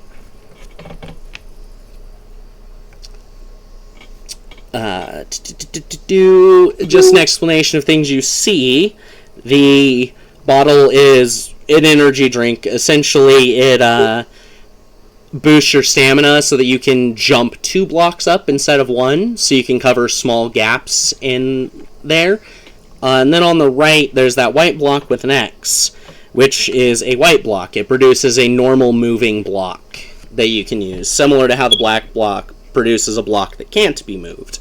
So it's a way to fill a gap, whereas the energy drink can skip a gap. Yeah, I'll make my way to the energy drink. Okay. So as you climb up on that flat platform above that one, you have another flash, this time of Wrath, Little Wrath, sitting in a prison cell. And a guard being fairly cruel in response to a small child who has been thrown in prison, telling you to quit your whining. If you are innocent of killing that merchant, then you'll be let go.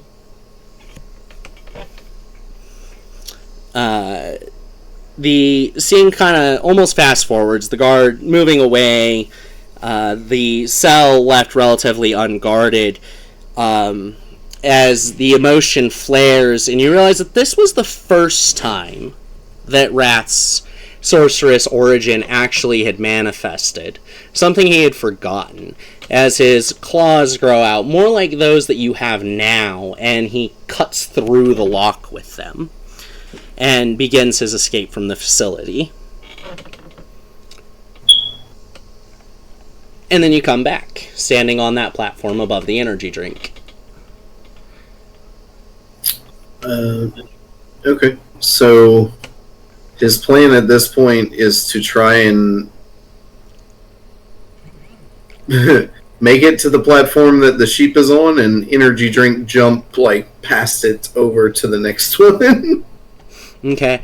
I just noticed that when I downloaded the map, it didn't save a couple things, which is unfortunate. So in that middle path, you see the 2 trampolines, jump from a trampoline to a trampoline, and then up into an empty block, so you'd still be in the path of the sheep. It is patrolling back and forth, of course.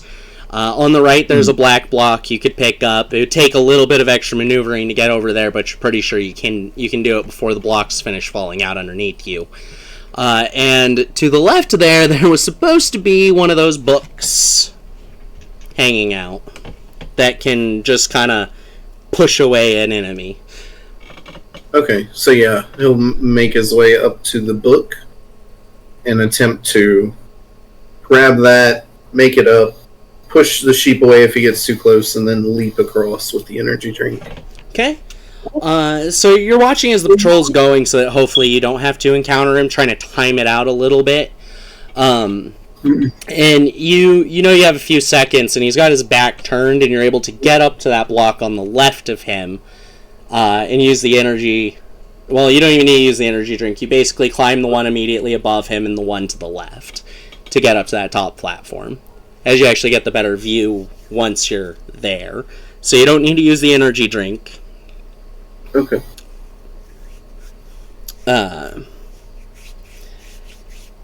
But essentially, as you do come up and you're climbing onto that second block, he starts climbing up towards you, and you have to attempt to push him away, though, because he noticed you.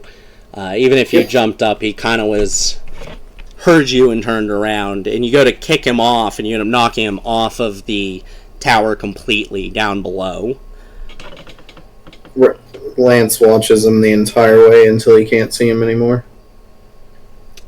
As you're watching, you notice that down in the depths, you can barely see the silhouette, but you notice what appears to be a set of tentacles grabs him from midair and pulls him down faster.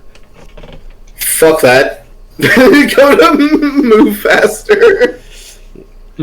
And as you're climbing up on that last one, the blocks appear up to the elevator that you know takes you past this level and to the confessional. And you have one last flash of memory from Wrath trying to escape the prison.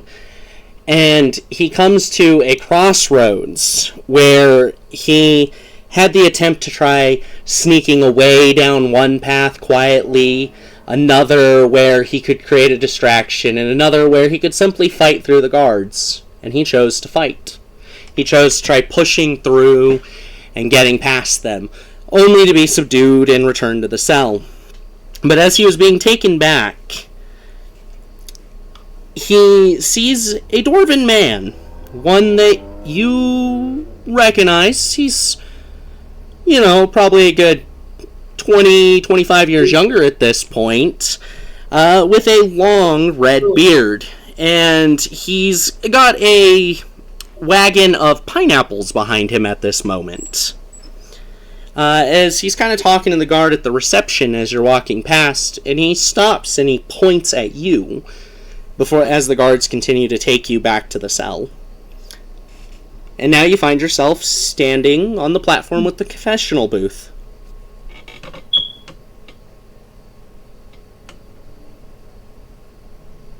That was something that I wasn't expecting. And in case the implication didn't quite get caught, Captain Flowers is who I was referring to. Yeah.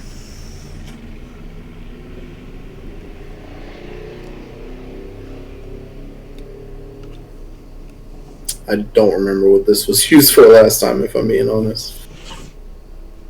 Last time you walked in it, you were asked a question, gave a response, and kind of carted up, and then you woke up as the booth that was now an elevator was taking you upward. I'll move to it. It has a door? Yes. Just like a regular confessional booth, there's a door on each side. Left side typically for the pastor, and the right side for the confessor. Put my hand on the door. Just pause for a moment. Alright. Open it up and walk in. So as you sit down, you hear the same voice that asked you the question last time. Still familiar. One you swear you've heard 1,000,000 times or more. I know 'twasn't always easy, lad. But you could have made it easier if you just settled down. I went with, wow, that was supposed to come out pirate. I'm not even going to try if I'm just all of a sudden going to go, Irish. Pirate voice, I know 'twasn't always easy, but you could have made it easier if you just settled down. Them guards were trying to help because you did nothing wrong. Why'd you always fight back when you had someone giving you a hand? Because the hand they're given isn't always one with mercy. They think they're doing right most of the time, and they just hurt as many people as they help. Blind justice is still blind.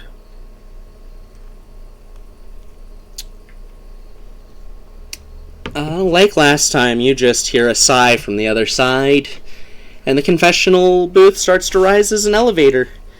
And you kind of flash back, and now you're seeing through Wrath's eyes on the Highroad again. You'd guess by the position of the sun, it's been about 4 hours, maybe? And everyone else, none of you actually notice anything wrong. Wrath might have been a little bit quiet, but for the most part, Wrath was Wrath. Now, Wrath would have noticed the lack of Lance's presence during this time, though. Oh, my head. Excuse me all. Do you mind if we stop for just a few moments? Sure. Hey, we can do that.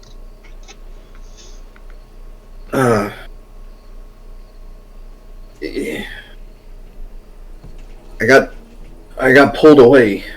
I'm sorry, I haven't been here for a few hours at least. Not the way you all know me.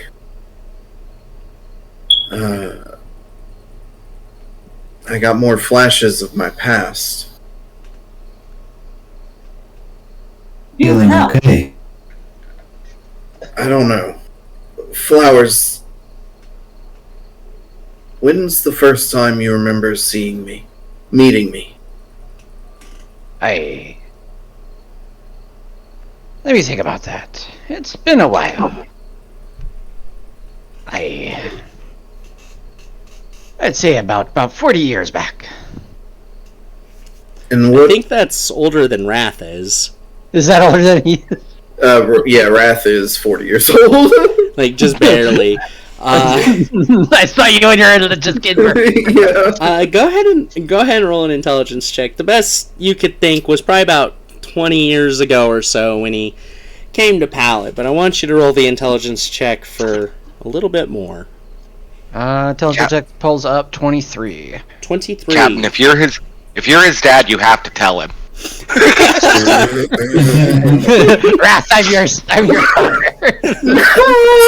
So yeah, you only clearly remember having met Wrath after he moved to Pallet and opened up the Drunken Dragon. But you do think back on the time when you went and bought your boat, the Pineapple Beard. You do remember you had gone to the prison because you needed to meet with a colleague there who was working and was about to get off shift. And you do remember seeing a young Dragonborn, Blue. And you'd asked the guards about like why it was in there, and you ended up offering up bail so that he could get out. But that's all you knew of this Dragonborn, other than he had been locked up potentially for murder, and you just kind of paid it off because you didn't think it was right for a child to be locked up.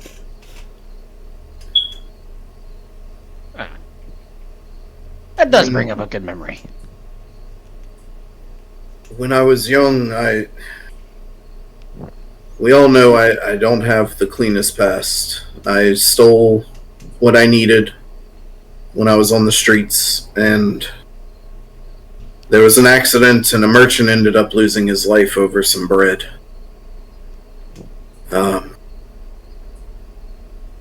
I never remembered, other than in that storm, this magic, hearing this magic that flows through me.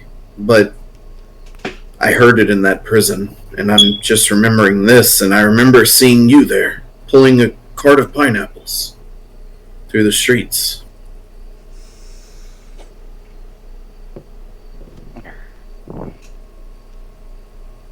That was you. Lad, you've certainly grown up. It's good, man. Thanks, Captain. And I mean that.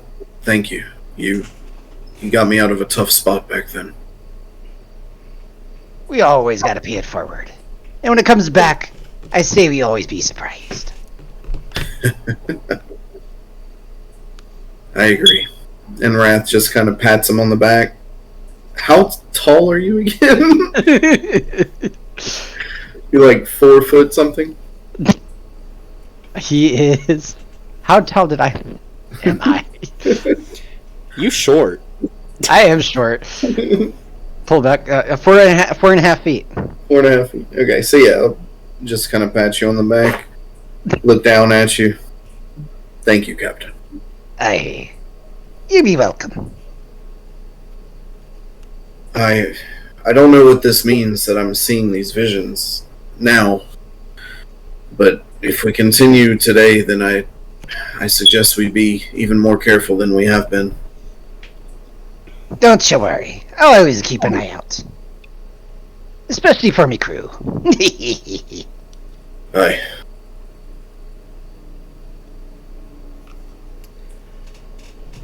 So, as you're having this discussion and kind of still walking, you can see on the crest, maybe 400 or 500 yards ahead, it's fairly flat at this point. Not much up or down in elevation.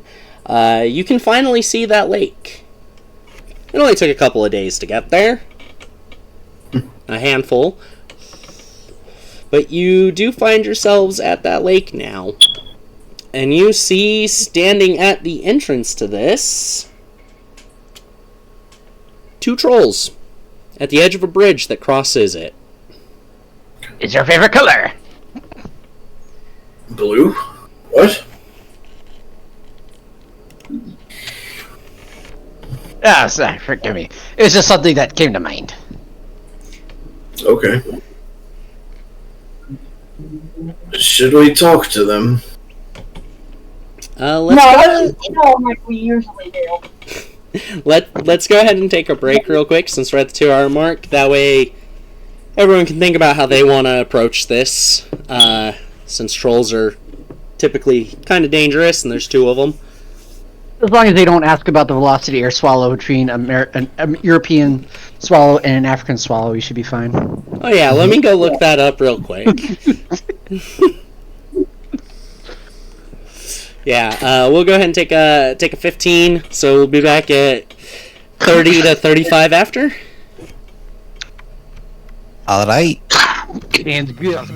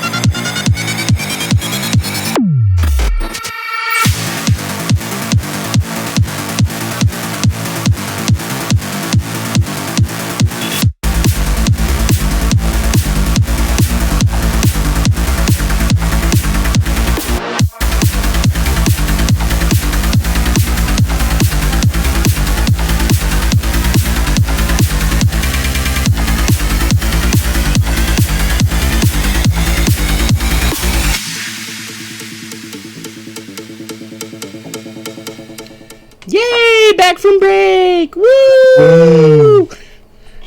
Yes, so you come up to this bridge, you're still a few hundred yards out, and you see two trolls standing there.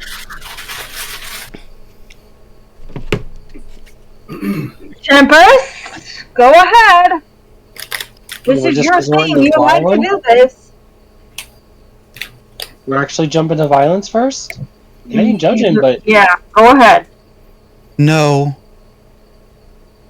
No. You've been shut down. I will speak to them. Hold on. I was gonna say, how much do I know about trolls? You can go ahead and... you can roll history or nature if you're looking for a very concise, like, relative, but you could roll any knowledge check, because they could be involved with anything, really. I did history for 23. For 23, you are well aware that trolls and humanity have a pretty shitty relationship. They typically speak exclusively giant because fuck the human language, aka the common tongue. They are capable of rapidly regenerating and healing wounds. Fire is effective against them. They've probably already smelled you. They have a really good sense of smell. So even if they haven't seen you, they've probably smelled you. And they tend to fight with tooth and claw. But if, generally speaking, they're either trying to raid towns when it's humans, or they stand at clutch points such as a bridge and demand tolls. Jokingly, it's been referred to, like at the wizard colleges and stuff, because fucking nerds, the troll toll. Alright. Pay the troll toll to get into the boy's soul.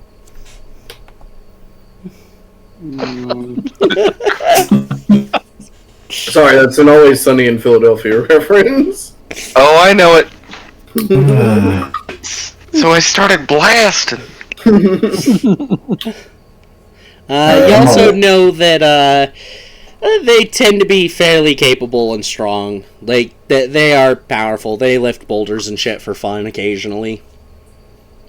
You figure you might be able to take them with this group of 6, because you're all quite talented. But it could be hard. I'm gonna walk up to him.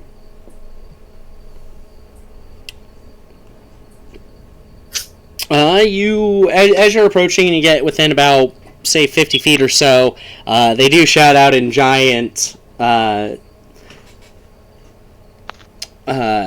essentially, what's your name? Who goes there? My name is Pious, and these are my friends. May we pass your bridge, friend? You have to pay the toll. What is the toll? It's some type of useful magic item or something. Oh, okay. Let me, dig through my bag really quick.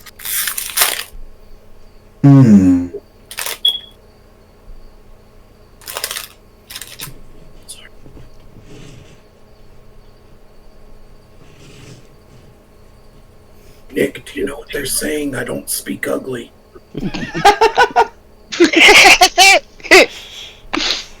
I look back at Wrath and speak in Draconic.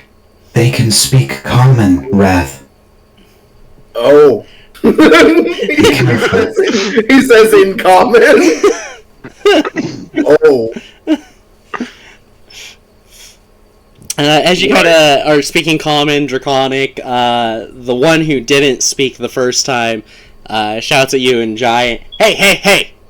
Only speak giant. No funny business. I was just speaking to my friend. They're being very ignorant right now.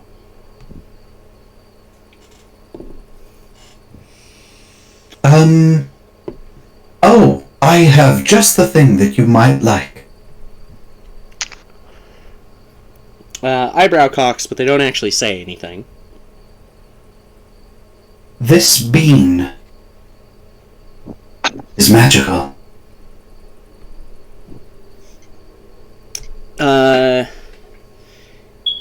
So the first one snorts and basically says, no, has to be useful. Being not useful.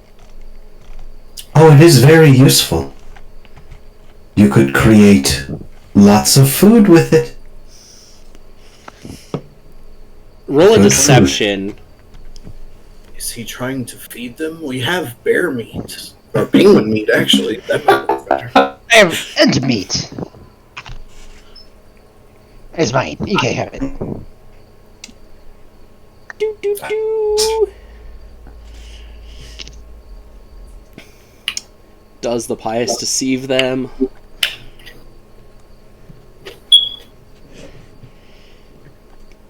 Maybe. Yeah, maybe. They kind of start whispering back and forth. As for their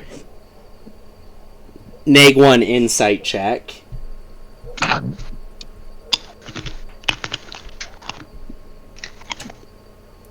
They got a 17 on their advantage roll from that. So yeah, they believe it'll grow many food. So the second one puts his hand out to take the bean. Just make sure you stand back. It is very volatile when it grows. And whatever you fucking do, don't eat it. My God, don't eat it, please. Just makes them want to eat it. They kind of make like a weird face because like this is supposed to make food, but don't eat it. Yeah, it is a magic bean. Just trust me on this. I saw a man eat one once, and he became many pieces. I imagine doing that thing where you see a kid doing something they're not supposed to do, and he's got the bean to his mouth already, and he's like, "Oh shit!" Yeah, for sure. As soon as you said "don't eat it," like he started to put up to his mouth, and then when you started to explain, it makes him go boom. And he's like, So we may pass then. You may pass. Wait, me as in just me, or my friends as well? Just you. You pay toll. They not pay toll.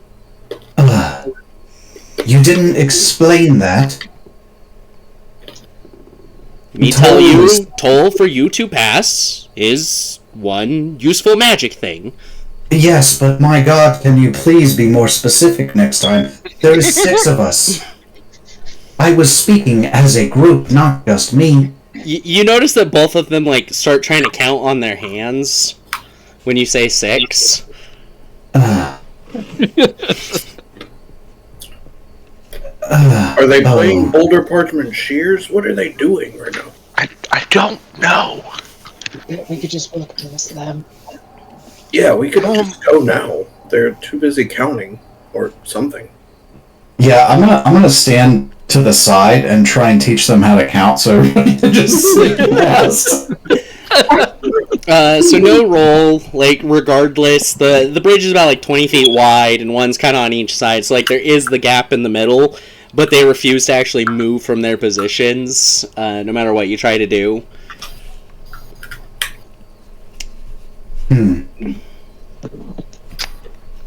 Here, I will give you a demonstration of the bean. And then I pull out the other bean that I have. Mm-hmm. And I throw it into the water under the bridge. Oh, wait, that won't do what you're thinking. You actually have to plant it. Oh.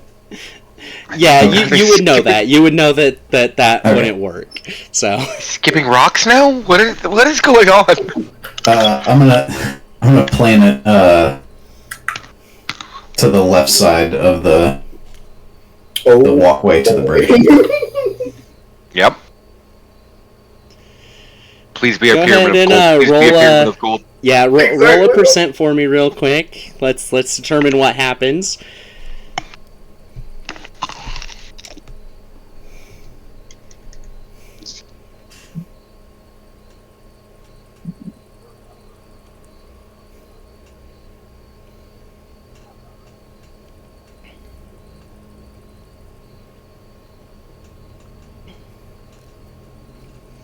64. 64? Oh, fuck. Oh, I love it. I love it. So one of them does, like, the one that's on that left side, he does step over to, like, stand over it, waiting. The other one, like, kind of moves closer to the center of the bridge to try taking up space. And I have to pull up some stats now that I wasn't expecting to need. But I wasn't either, but yeah. You never know when you're going to need random stats using a bag of beans. That's true. I can't remember which one 64 is. I know what 70 to 80 is, which would have been exactly what you wanted. Right, yeah. It is a hungry bullet appears. Oh, fun! Awesome. Yeah. Yes, and this is the third time I've seen a bag of beans do this. It's super weird because despite only being a 10% range, out of like 20 uses of the bag, this has made up 12 of them. Oh my gosh. Like, it just, apparently with me, expect a boulette out of the bag of beans.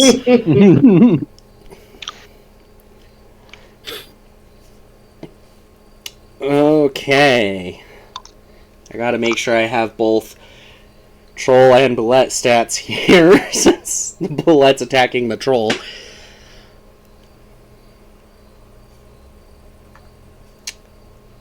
Troll! Okay, I looked up troll, and it's like, here's a dust of sneezing and choking. Why? Then Pious just looks back at the group and gives a big thumbs up with a smile.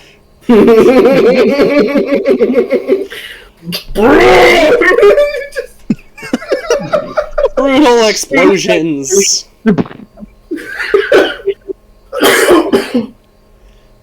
Picturing somebody like taking a picture right as Pious has his thumb up, the bullet bursting out and tackling the troll. Oh my god, the bullet had advantage and rolled double nat 20. Fuck me, that should be an instant kill in my opinion. I don't play that way because if it applies to them, it applies to you guys, and that's how I get a TPK. But it is maximum critical damage.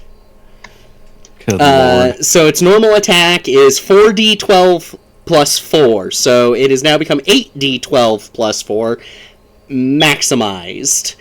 So that is 100 damage to the troll, which is enough to kill it outright. So yeah, it comes bursting out of the hole and just straight through, because it has a 15-foot vertical leap out of the ground. And now the troll's just like standing there, its body tense, no head, as the bullet lands in between the dead one and the live one.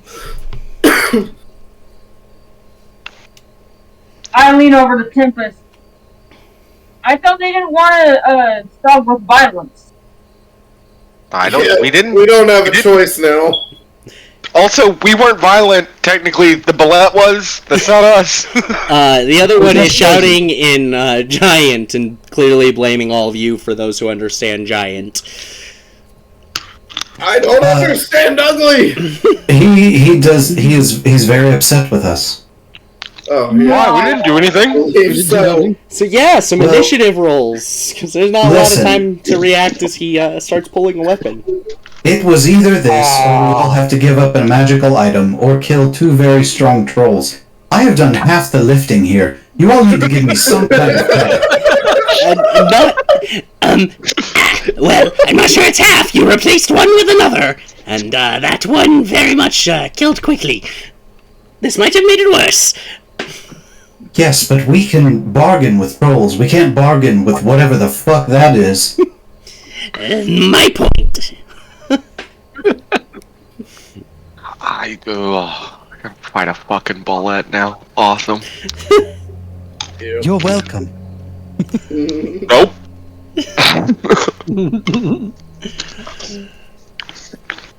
Rolled a 19 on initiative too. What is going on today? I rolled a nat 1, so I have a +5, so 6. 6 can I for borrow some of flowers. your luck tonight? How about Wrath? What'd Wrath get? A 10. A 10. And Tempest? How about your initiative? 24. 24 for Tempest. And Twilight? I did a lucky feat on it. So I got 12, and then I did my lucky feat. I got a 24, I think? Yeah. 24? 25. I really need whatever Artie was on yesterday. Yeah. Pious, what was yours? Dirty 20. Dirty 20. Nice. Now, the troll has probably not much of shit for a bonus. Hey, it has a better bonus than the Bullet, somehow. Because it's not a ground dog? The Bullet has That's what they a remind plus me of. 0. Yeah, it's a big fucking thing. Yeah, I always think of them as like ground dogs, because that's what they remind me of. It's like if a dog could just burrow. And be Yeah, pretty armored. much. Yeah, and be armored, that's fair. Yep. So Wait, you don't armor your dog? No, some of us don't, unfortunately. It's kind of expensive. At the top of the list is Twilight with a 25, though. The troll has clearly pulled a weapon with intent to start beating on one of you. He pulled a dagger, in fact. I'm going with my staff of insect. What are you doing with the staff? I'm going to do...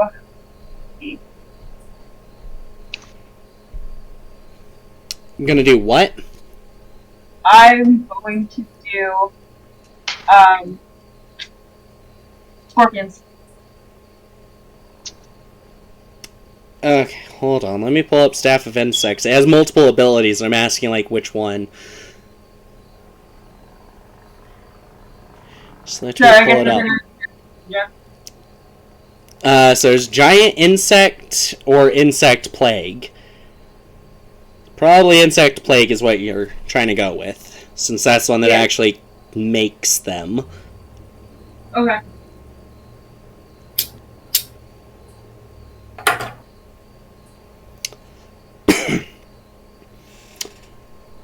Yeah, so that filling up, suddenly there's, well, no, that's locusts, specifically.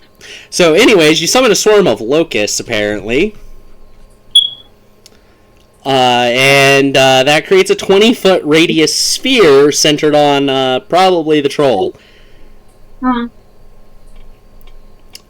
It has to make a Constitution save, though, as the locusts are trying to eat it alive.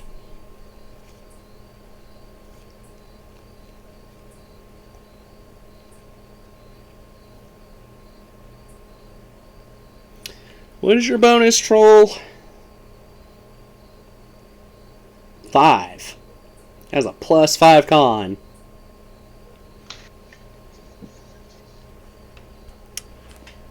The Staff of Insects has a DC of... using your spell DC. Yeah. Which I believe is really high.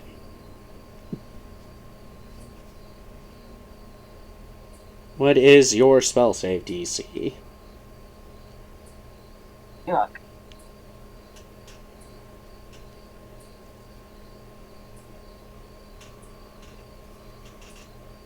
Laggy phone. 20. Your save DC is 20. So he fails. He fail. He fails. Yeah, he fail. To which he takes...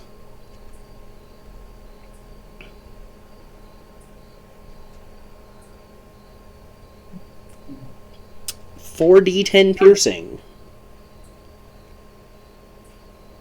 Got bit for 20 damage. Let's go. Good job.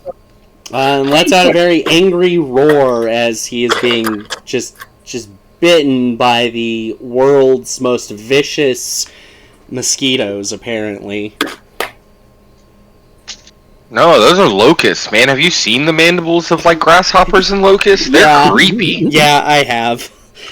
I've seen locusts, like actual locusts. Those things are fucking horrifying. Yeah. There's a reason Weird why sounds. locusts, like migration paths, are not good places to put fields. Anyways, Twilight, you can still move. That took your action to do that. And this sphere lasts for 10 minutes, taking up the entire width of the bridge plus some. Is the bullet not in it, or did it burrow back underground? Oh, actually, it would be. Just barely. Had not thought about that. Thank you for reminding me of positioning. No problem. I was just like, a 20-foot spear's pretty big. Are these giants are these trolls pretty tall? Yeah, they're about like 10 feet or so. Oh. They're not like super giant, but they're big. The bullet fails as well, though, so it also takes 20 damage as it lets out a very nasty, guttural clinching of like rocks being ground against each other. I'll stay where I'm at. Alrighty then, Tempest, your turn. Both of your enemies are currently inside of a giant swarm of angry locusts. Yeah. Took away the ability to lunge that I was going to go for, so I'm going to line up a shot if I can. Yeah. Locusts can't really provide cover. A bullet's just going to fly through them. But because they're partially not seeable, you have disadvantage to hit. Okay. Now, what did this thing roll off of again? The rifle would be Dex plus proficiency, so you should have a +8 to hit. Right.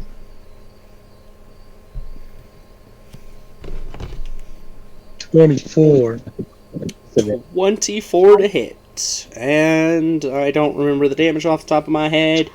I believe I put it in your combat. Though, didn't you? Oh, yeah. I thought you were saying 24 was the proper. 24 was the worst roll. 24 does, in fact, still hit. You were shooting at the troll or the boulette, though? The troll. Okay. 1d8 plus 5 damage.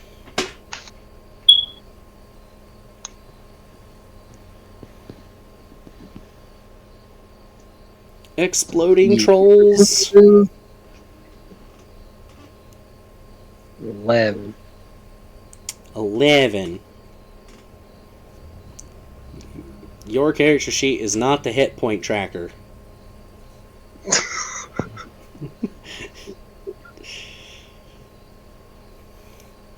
That was a very angry locust that just hit him, apparently. Yeah, he again, he's not happy about this, and he is just... Pious, you're pretty sure that repeating his swears and curses would be very inappropriate in front of even an adult audience on Twitch. Damn. Wow. So yeah, are you gonna move any? I'm Tempest? stay. You're gonna stay? I'm safe. Yeah, I'm pretty safe. Pious, that makes it your turn. You are, like, face-to-face with this swarm, pretty much, at the moment. But you're not in it. Am I able to hit them if they are in it without getting in it? No, they are a good, like, 5... Well, the boulette is about, like, a 5-foot block in between you and it, so... Just a little bit out of melee range.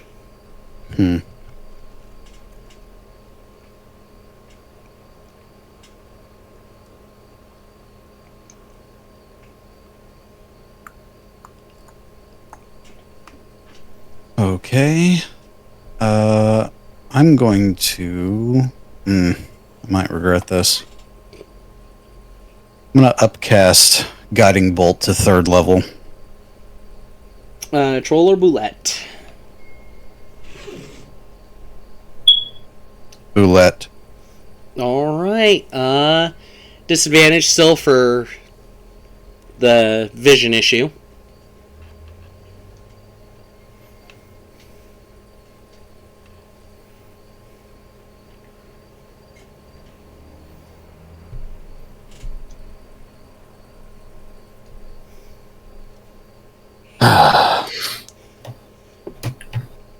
Fuck. 16. 16. Unfortunate. As its AC is 17. Of course it is.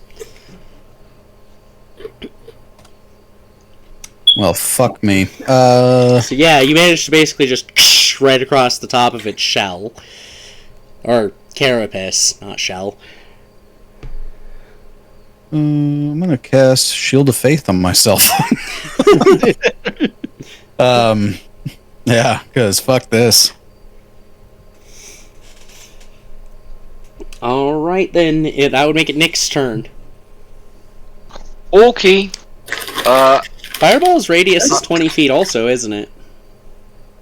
Mm-hmm. Okay. Yeah. It is. See, I was gonna do something else. I was thinking about something else, but then Fireball. It's just always Fireball. You know, Fireball will keep it from regenerating if it survives. From regenerating, yeah. I'll Fireball right on top as well. So, 2 deck saves. First the troll, second the bullet. 7 and a 1. Yeah, those are failures. Yes, they are. Indeed. Go ahead and roll your 5th level fireball then. That is 40 damage. You're pretty sure as the locusts are burned away and magically start coming back, you can tell that the troll... Ooh, he is looking something bad. If you didn't know any better, you'd think he was a zombie. Well, couldn't tell by the smell. Alright, you still have move and bonus action and all that.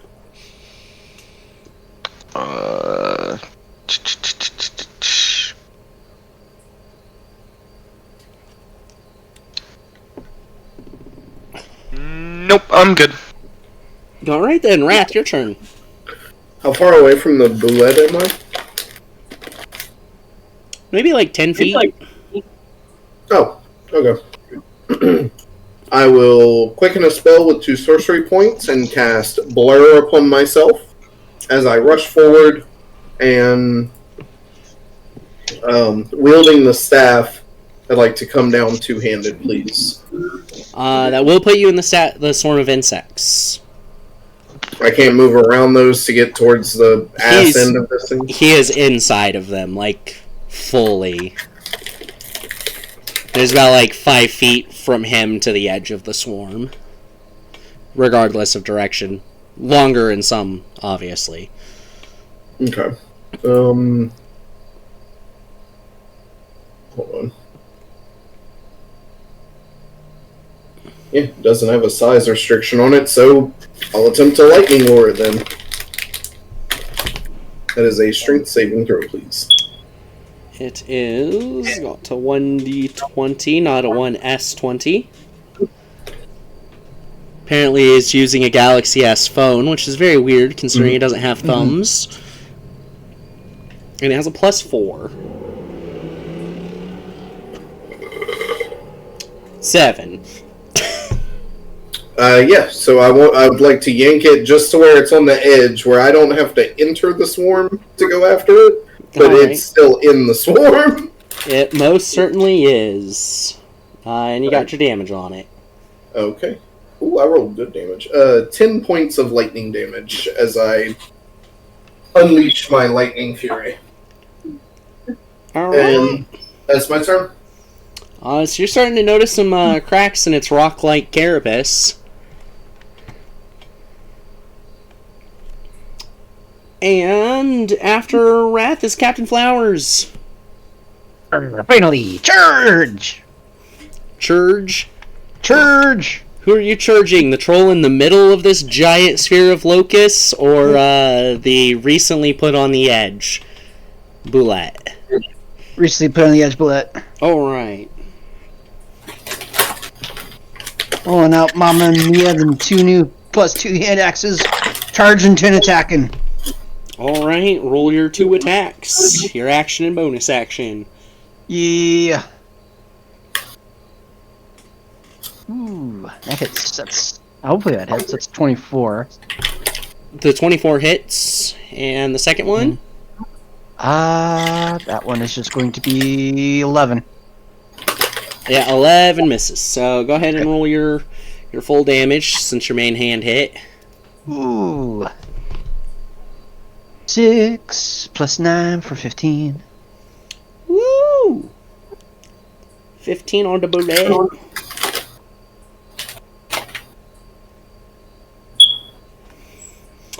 Yeah, you managed to gash into it pretty deep, enough to actually see some blood. And how about the Mecha Gojira? Mecha Gojira is also going to attack. Let me do this. So we've got Wrath, Captain Flowers, Mecha Gojira, all like side by side, working to beat the crap out of this Boulette who is still in a swarm of insects.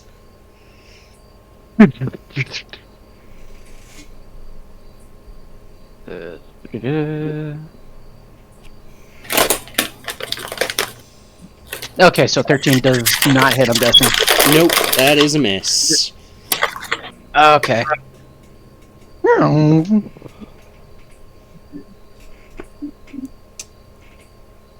That would make it the troll's turn, though.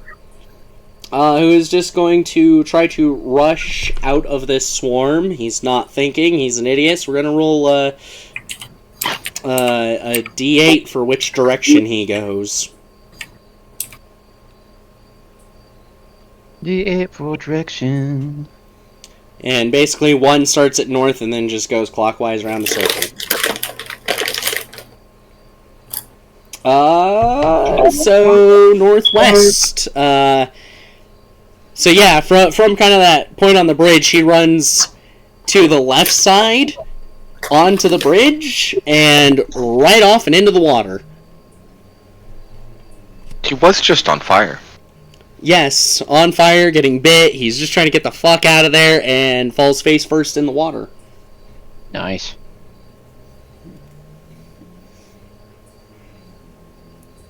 Which is only about a 10-foot drop, but he did go head first, so he's going to take a d6 for that.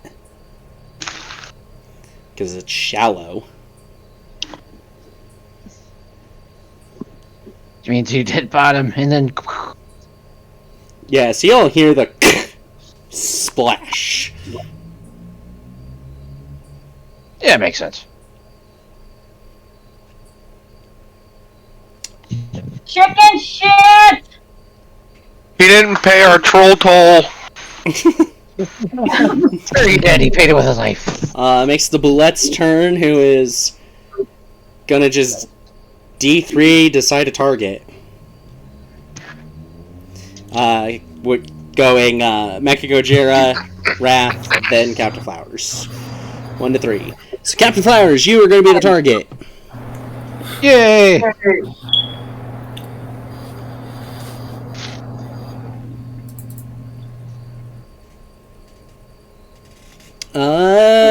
20. 20, I believe, hits your AC. AC is 18. Can I do reaction for shield? Absolutely. As you feel its mouth kind of like gripping onto your shoulder, about to bite in, you shield and kind of poof and bounce it off with the magic. Yes. Which brings us back to the top of the turn order with Twilight. Twilight's the top. So we're just fighting Maluviette now? Mm-hmm. Theoretically, yeah. You don't know if the troll is dead or unconscious or what, but he's off the side of the bridge. What's the bridge made out of? Stone. The Highroad passes right over, so it's the same kind of golden yellow stone. Although I forgot about the Boulette's con save. Okay. That it failed, so you need to actually roll another 4d12 damage. Huh? You need to roll another, not 4d12. Jesus, giving you the wrong damage. 4d10. I do? Really? Yes. Because it didn't move out of the save radius, so it took this at the end of its turn, and I forgot about that. I was really hoping that the answer, when she was like, what's the bridge made out of? Then Jess would just be like, ash! He just set it on fire with a fireball.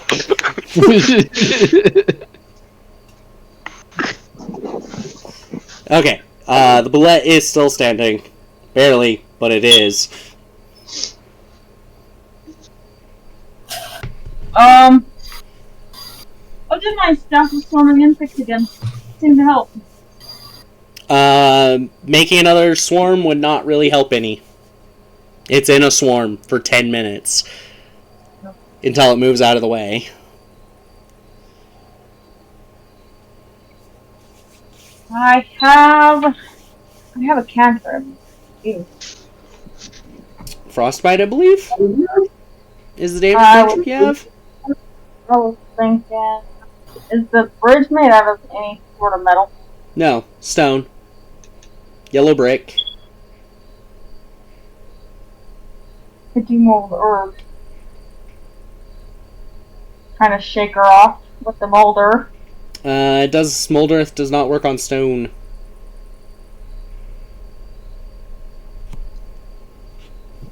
Okay, well,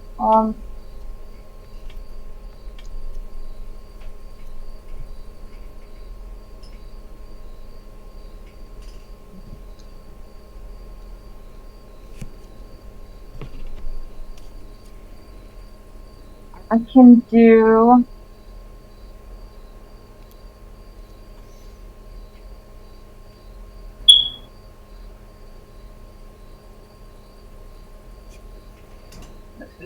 I guess I can turn into an animal. Yeah, you could do that. I think I'm gonna turn into a you do have spells that are useful. Like, you have damaging spells, you have weapons. You do have more options than just changing an animal. I feel like I should bring it up because that's like the go-to thing you do, and you ignore everything else you have. Yeah, I know I have a lot of spells. Yeah, you have damage cantrips, which are unlimited use, and you do have a couple of damage spells, I believe, above that, too. Yeah. But I just want to remind you, you do have other options. Your choice on what you do. I could do the Fury Fire. Fairy Fire does not deal damage, it just kind of illuminates them and makes them easier to see.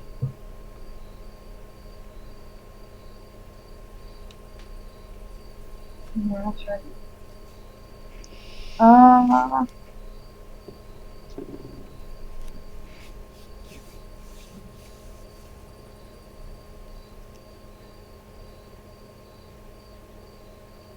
I was thinking of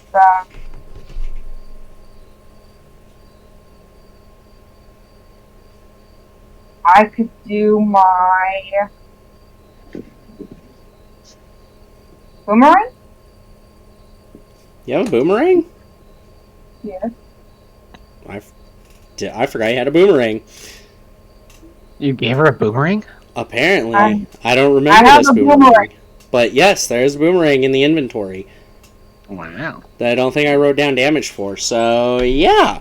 That's definitely Dex, as it is a thrown weapon. So, you have a +9 to hit. So it's 1d20 plus 9. Yeah, 1d20 plus 9.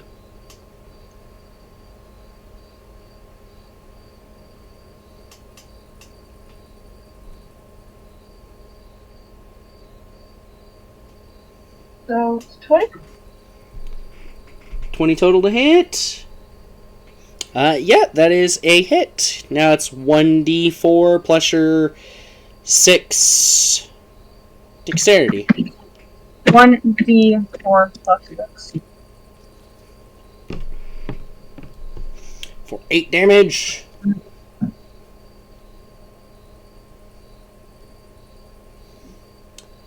It still stands. But for those of you that are right there, you can see well enough through it. It is beat the fuck up. Yup.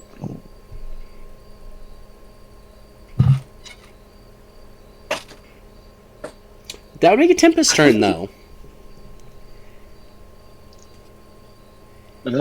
You could have reach with your scythe to the bullet only because you have reach. Yeah. Yeah, nothing flashy. I'm just gonna go for a clean swipe.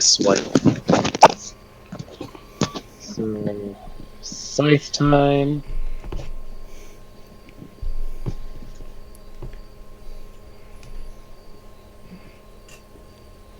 I can 13.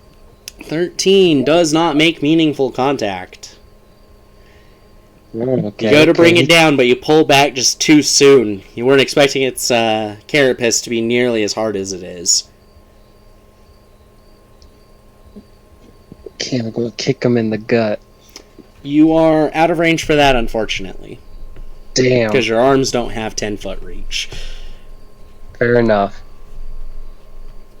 I can still move though, right? Yeah, you still have a bit of movement, so you can try to move away. Or you can move into the swarm and try to kick it still. Nah, I'll move as far as I can, trying to get around it. If I can get a better position. You're pretty much in the best position you have. The only reason you can't get closer while outside is because there are already 3 other people there. Alright, one there. That makes it Pious' turn. Which Pious, from your angle, you could see where he went over the bridge. You can kind of sort of see his lumped over body on the bank there. I'm sorry, who? Can I see? The troll. Oh, okay.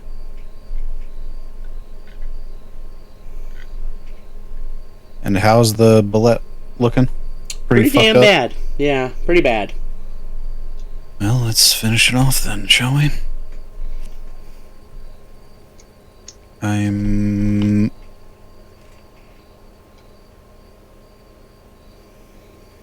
upcasting Gutting Bolt again at what is it, 2nd level? Alright. Still disadvantaged for trying to see through the swarm that's blocking the vision.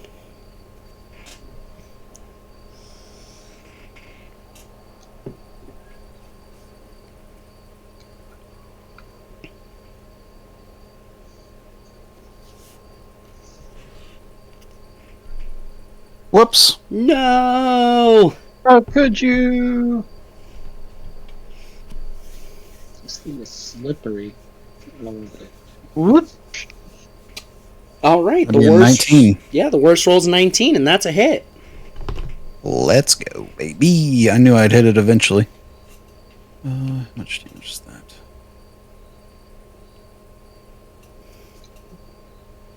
Each slot above first. So that is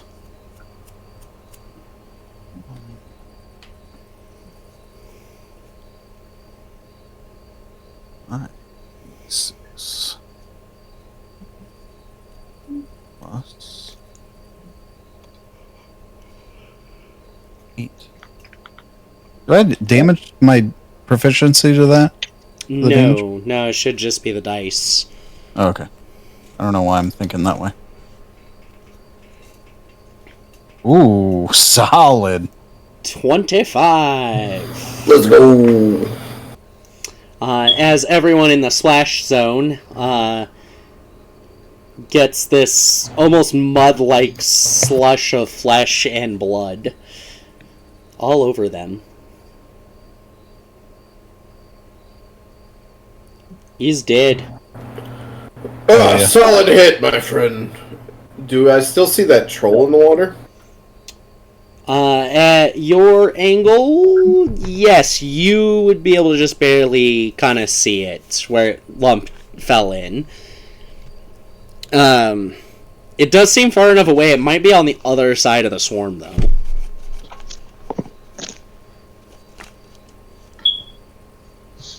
Okay. Are we still in combat, or? Yes, we are still doing turn order. Okay. Oh. But that I think would... I was next, I'm not sure. Nick is actually after Pious. But Pious, you do still have a bonus action if you have anything useful to do with it.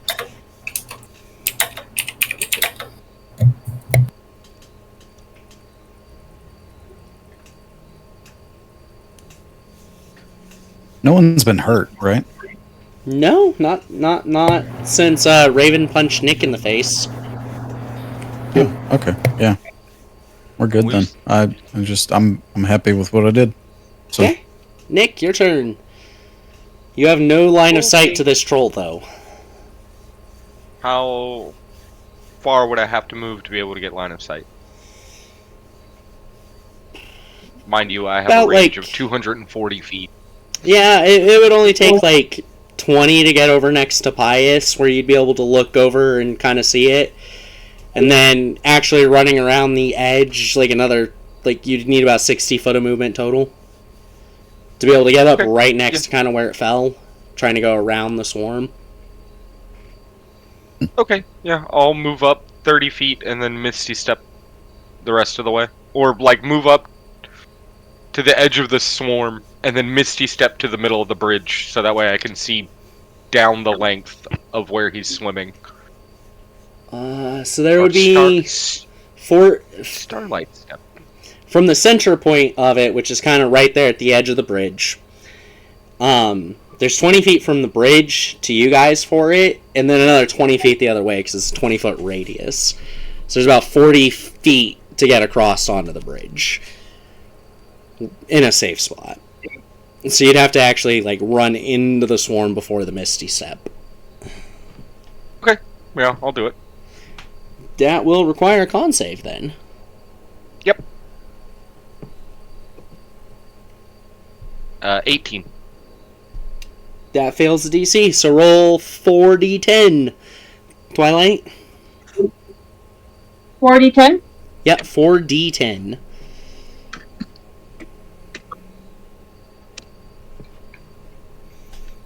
$17 damage. Piercing damage to Nick. Okay. Alright, and then I will shoot some Eldritch Blasts at him. Eldritch Blast. Alright, so you do have a clear line of sight. His ass is up in the air and he's not really capable of dodging. Advantage. Advantage? Yup. 27. Jesus. That hits. That is 8 damage on the first one. Exact health. You notice his body slump just a wee bit more as he starts to slide in the mud. Well, Eldritch Blast fires twice, so another one automatically goes off. 30 to hit. Just right up his butthole. 30 to hit on the second one. Yeah, you're good. You're good. He done dead. There's a headshot finisher. Make sure not coming back. Gotta give them the old double tap, yeah. Mhm. They regenerate. If you don't kill them, they get back up. So yeah, presumably everyone's gonna just make sure the damn thing's dead real quick. And then out of turn order. Yay. If you don't drop the swarm, Twilight, after 10 minutes that bullet will be stripped to the bone.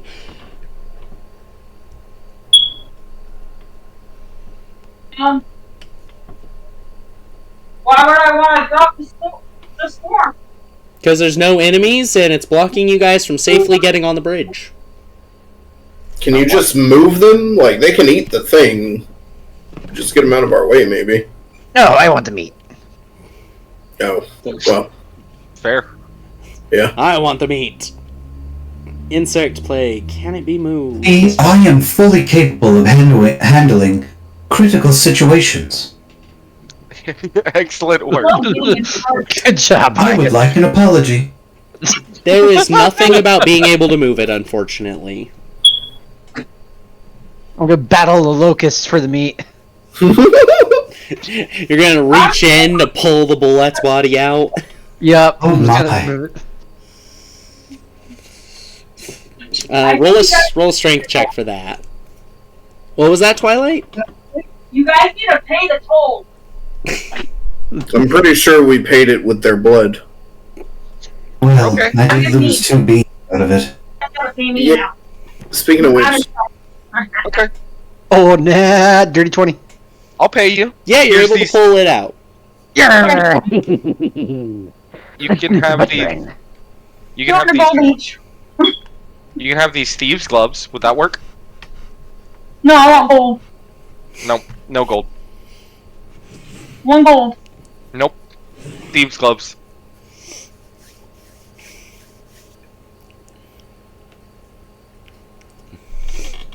the troll that Pious had initially handed the bean to, which one was that? Is that the one in the river now, or? No. That was the one that lost its head at the start, who is in the swarm of insects as well, and not on the edge of it. So he is being eaten alive eaten alive, not. He's being eaten, not alive. He is dead. He has no head.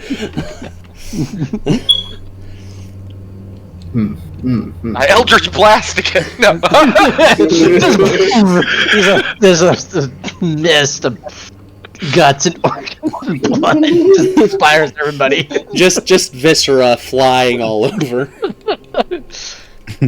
Also, I don't need to pay you anything. I'm the only one on the other side of the bridge. I'm past your swarm. Once that swarm gets dismissed or is done with, can I try and harvest the armor of the bullet? Ooh. Like its shell? That will be gone if she does not drop the spell. Wait, I moved it, so I'm working on it that's now. right. It's already come out. That's right. There's a chunk missing from its top where you blew it apart, but... Captain, did you want the shell of this thing or just the meat? Just the meat. I want to see what it tastes like. I want to eat it. Okay. Could you possibly save the shell for me? Did you want to help? Sure. Alright, that's a survival check with advantage for one of you. You two decide who rolls. Who has the better survival? I have a +2. Probably... Probably you, because he's only got a +2 wisdom and you're a cleric. Oh yeah, +5. Holy shit. Okay, I'll do it. DC 15 to keep the shell intact. Come on. Hell yeah. Yeah. Heck yeah, that's 23. So yeah, you're able to dismantle the shell from the meat. And you're able to collect about 20 pounds of bullet meat. Yeah, baby. Let's go. Oh, we never actually finished discussing it previously with you getting those freezer bag of holdings. Oh, that's right. Because you're supposed to have buy another 4 of them. Mm-hmm. Bag of colding. Yeah, bag of colding. That's what it's called. Bags of colding, baby. Are these like shingled scales? shingled scales. Like it's I think armor. they're like plates, aren't they? Yeah, they're plates. The way it like shows it in the monster manual is like just this solid chunk of rock is what a bullet looks like, is a living rock. But I consider them to be, well, because I consider, so for the lore of Maluviette, they're more like roly-polies for their outer carapace. But it is all, of course, connected by an underlying portion of much more flexible bits. Cartilage, yeah. Okay.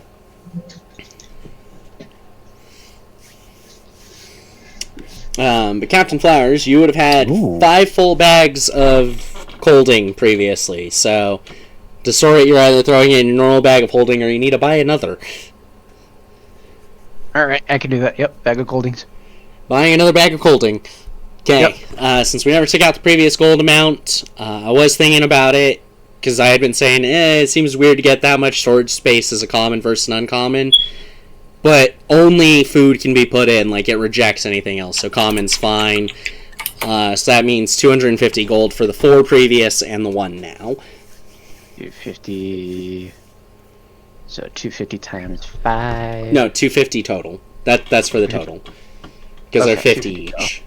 50 each, alright. Yeah. So 250 minus for gold, that's...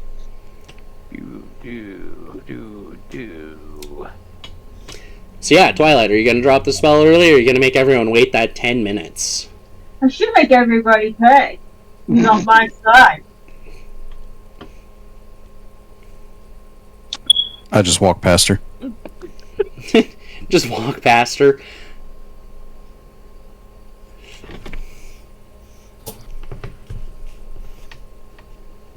No, actually, I'm going to reach into my bag and then pull out a middle finger as I walk past. Fuck your payment.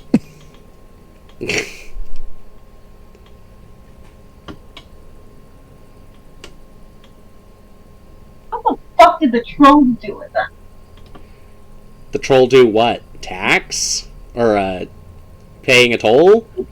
They basically threatened to kill you if you didn't pay it. To which one got its head eaten, so... I can't do that to my team, but... Yeah. Like, you're not going to get a toll out of the team. Like, that's just a dick move. I mean, you could try. I have to try. Get that troll deck. It's not been working. It's not been working in my favor, so I guess I'm just gonna drop the damn thing. I told you I'd give you these thieves' gloves. You said you wanted gold. So. Nanner. What is the thief's gloves gonna do for me? Increase your dexterity and sleight of hand. Don't give her those. Yeah, just give me those. That's bad. We don't want her to steal more things. I'm just thinking back on when you actually got the item. Yep. It's a trap! So there's one there was still one troll up above around the bridge, right? Instead of the one that's down there. There's the one on the ground where the boulette popped out, who's headless, and then there's the one off the side of the bridge, yes. Can I get that troll meat? Yes, since it sounds like Twilight is actually going to drop it, so that the locusts don't eat the entire body. Yes. Yes. So you can roll a survival check for trying to collect meat off of it. I want the head. I do want the head, though. You want the head? The head that was eaten by the boulette? No. I just want the troll meat. No, that's what Twilight was saying. She wants the head off the thing that was decapitated and had its head eaten. If you can find the head, you can... She wants a head that doesn't exist. Because the other one doesn't either. Its head got smashed into the ground and then blown to bits. There's no heads. You get no head. Because the boulette's head was also blown up by guiding bolt. Like, there are just no heads to take. You see my head? I have head. I get head. You have no head. You don't have any head from this. You get head? What's her name? I want some head. I pull out my witch's head. Oh god, that thing is so gross. It's all the skin's probably fallen off of it at this point. Well, it's been in a bag of holding at least for about half this journey now, so it only got a little bit worse after the first 2 weeks. Ugh. It's a 2-week. It decayed for 2 weeks before it got put in a bag of holding. So that thing probably has like a 10-foot radius poison damage aura. It smells bad. It has like a DC 13 to not be noxious. Oh Jesus! I'm immune to poison, so thank you. I can't smell anything. But as you're grabbing that body, and trying to slice it up with that 19, you do manage to get 9 pounds of decent cookable meat off of this troll, and you also find a spell scroll on it. Which reminds you that the other troll had a dagger that looked quite shiny and nice. A green blade. Hey! A green blade. Thank you. So yeah, if you go over and loot that, you have a dagger and a spell scroll that you looted off the 2 of them. I will do that, because I was the one who did that. But yeah, bodies, you guys take long enough to take a short rest, so Nick, if you want to spend some hit dice for the damage you did take from Twilight, because the enemies were nothing. Alright, so I have 2 more bags of colding. Okay. Alright, cool. Yeah, that was pretty solid combat, guys. Yeah, that was a challenge 5 boulette, and what's a troll again? Challenge 5 or 7? 5. 2 challenge 5 enemies. You guys did it without damage, other You're than welcome. friendly fire. We're doing great. And now we're gonna die. If you were playing with XP, that would have given you 3 kills for challenge 5. Shit. But we're not playing with XP. We play with milestone. Someone's a nerd. I went up by 8. You got 8 back? Alright. And during that time, if you want, you can try to ritual cast, figure out what those 2 items are. Yeah, I'll go ahead and do that. Dagger of Venom and a spell scroll of Guardian of Faith. Oh. Very cool. Dagger of Venom? Yes, Dagger of Venom. Dagger of Venom. That would have sucked to get hit by. Right? Presumably, these are things the trolls got off previous individuals who passed. Which is odd, that apparently 2 individuals passed and paid the toll. Within the troll's lifetime, at that. Guardian of Faith. Well, I mean, to be fair, we technically did our job and cleared the high road of these rabble rousers. And a bullet. That could have gotten out of control. Well, yeah, I don't know if the bullet was a problem before we got here. Whoa. That was not part of the deal. It said clear the high road of threats. It didn't say we couldn't also cause the threat. Nowhere in there. No, I mean, true, but your lawyer logic does make sense. we did get... Let's just say we got lucky this time around. I mean... Because you know for a fact that could have gone south at any second. Oh, yeah. No, bullets can, Yeah, that's why I went for it. Just... Ooh. Yo, okay. I get that again. And I get that. Awesome. I used that a lot when I was at... Yeah, so you've had a little time to catch your breath, identify those couple of magic items. The Guardian of Faith spell scroll, if I remember correctly, that's a cleric-only spell, but being that Nick has the ability to cast every spell from every class now, 2 of you could use it.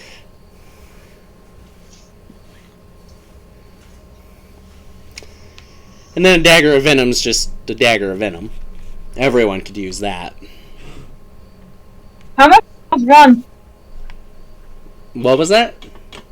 How much do those run? Like, how much do they cost? A Dagger of Venom, as you're trying to figure out how much they cost, Patches pops up and evaluates that he could give you 1,000 gold for it. If you wanted to purchase one, 2,000 is how much you pay. Stop trying to sell me things. Oh, Captain Flowers, but don't you want a beautiful pair of daggers? Much more elegant than those hand axes of yours. My hand axes are much more better than the silly little things. Patches, you're saying you could sell one of these to us? Not at this moment, but in the future, yes. Gotcha.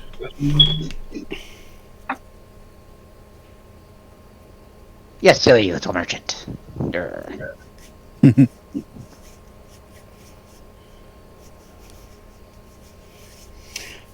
So yeah, what do y'all do? I'm looking to see how much gold I have.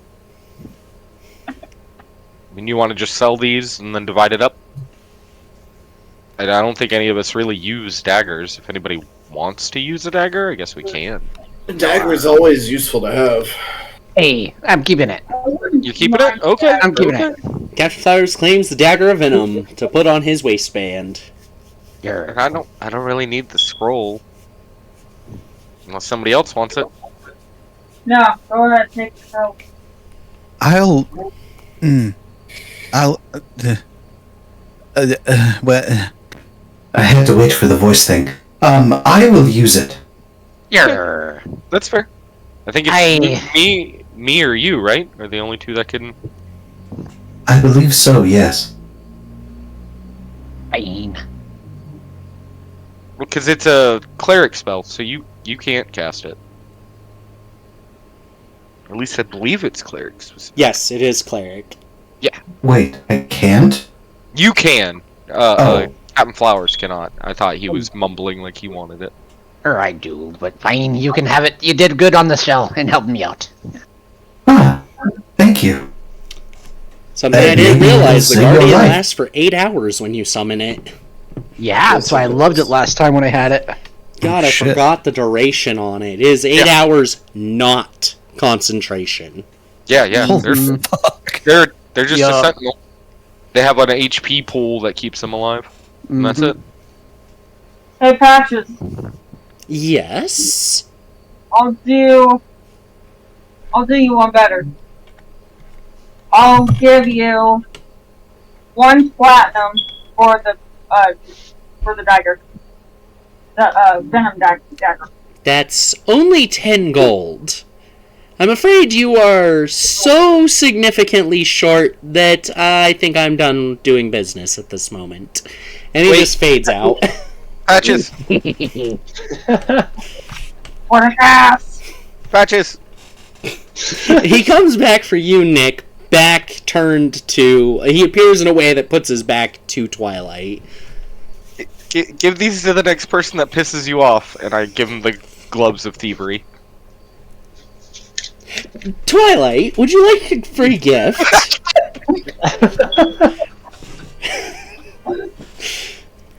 He chuckles, and you end up with 100 gold in your money pouch. Oh yeah.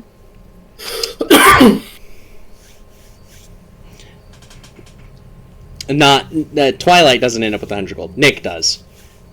Basically, takes it as you were giving them to him for free, making a deal here in that sense, but fair business. Sure.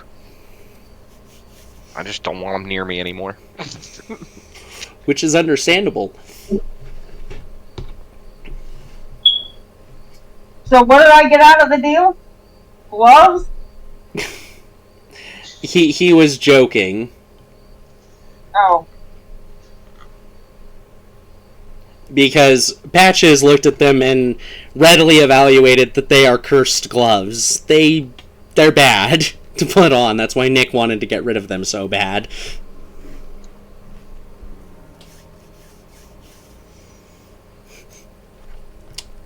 So yeah, everything's situated with the items and the toll being paid in blood. I do actually have the gold for the dagger, though. You can't buy it right now. You can't do rares at the moment. Yeah.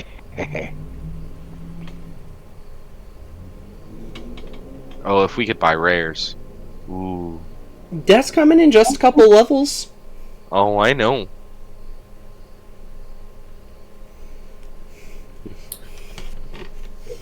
Does it look like the trolls camped anywhere nearby? Or they were just kind of here for the day? Yeah, you don't notice anything in the immediate area. You figure that more than likely either there is a camp somewhere off a little bit and they rotate shifts, or these two just come here and hassle in the middle of the day. Shoot the shit, whatever. But, yeah, they definitely don't camp near here. Well, if you're all done with your harvesting, you'll probably make a little more headway today. Oh, most certainly. It's only about 11 a.m.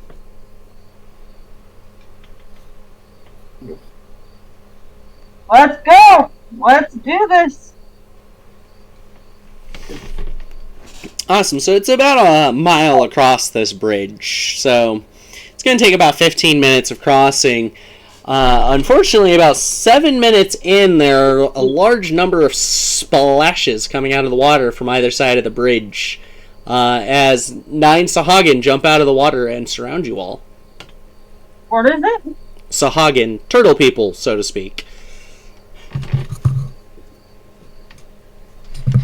New creatures. What do they speak? You could try to roll a knowledge check of some kind to figure it out. May I assist? You don't have enough time to actually talk it out, so no.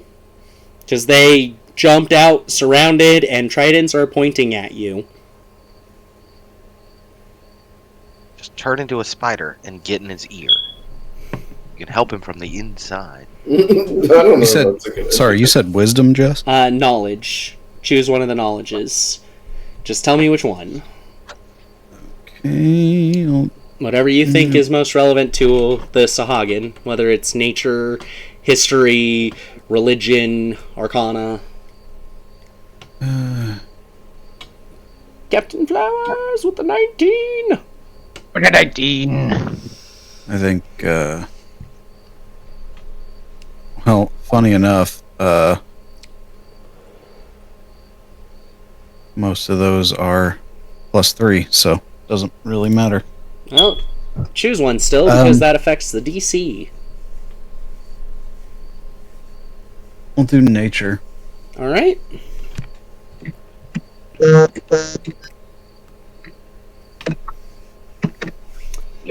That is a 17. And I'm guessing Twilight's throwing a nature check in there, is what that roll was. I am unsure. Twilight, what were you rolling? Rolling, history. You're rolling a history, then you only add a +3. Oh, yeah. Don't roll until after you're asked for a roll, okay? Got it. 18 history, 17 nature. Both of you are aware that Sahagin, although are intelligent creatures that fall within the human bracket, surprisingly, they tend to be very barbaric and tribe-like, often living like bandits near large sources of water. And they don't speak common because they do not interact with the other human races unless they're attacking. They only speak their own language, of which you don't know, Pious. We're fucked. No, I'm joking. You know every language that's not deep speech, so you know it. But it takes a moment for it to come up in your database because it's just such an unused language. It's like finding someone who speaks fluent Latin exclusively in modern real world. Like it's weird. He just goes through every language saying hello in every language he knows. But yeah, they surround you. You manage to get that hello. They hiss. It is combat and initiative. But I don't think we have enough time to get through that today because we're already at 3.5 hours. So we will pick up with combat next session. Which reminds me, I didn't even get close to setting up the voting of things here.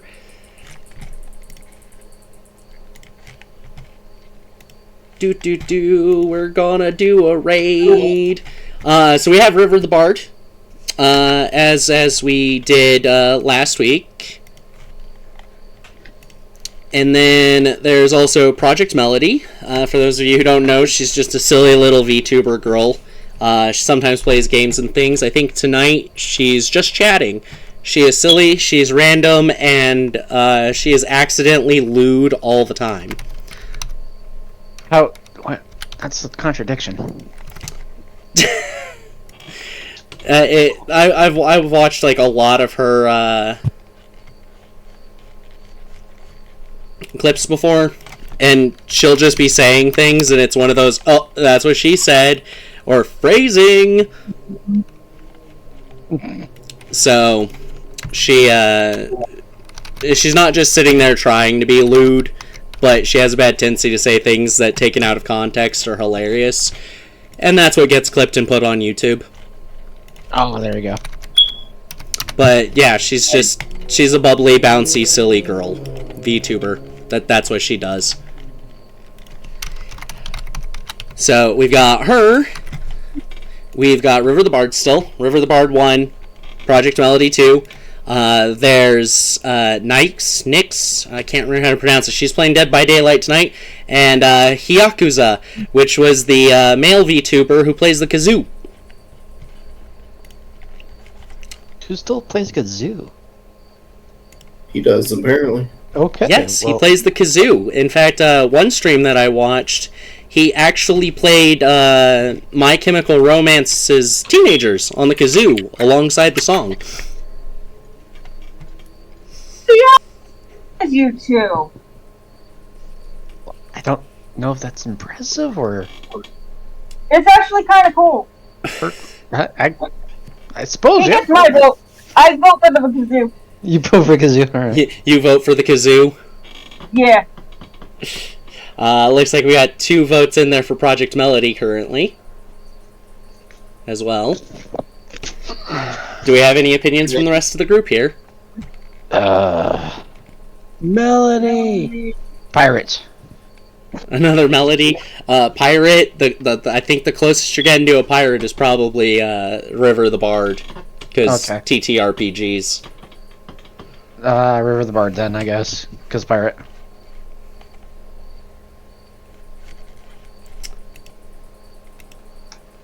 This is odd. It is not updating the votes on the screen, showing a timer. What is going on with that?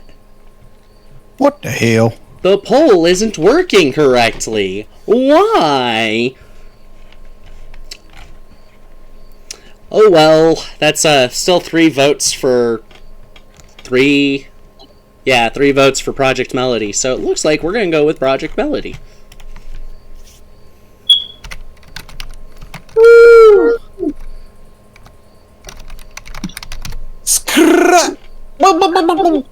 Alright. Dun dun dun. I use the restroom. I'll be back. Alright. Alright, have Dun a good dun week, guys. dun. You too. Yeah, everyone Bye. watching, thanks for joining. We'll be back next week with D&D. Sunday, I'll be playing some more Pajama Sam. I love you. Bye. Bye. Yarr.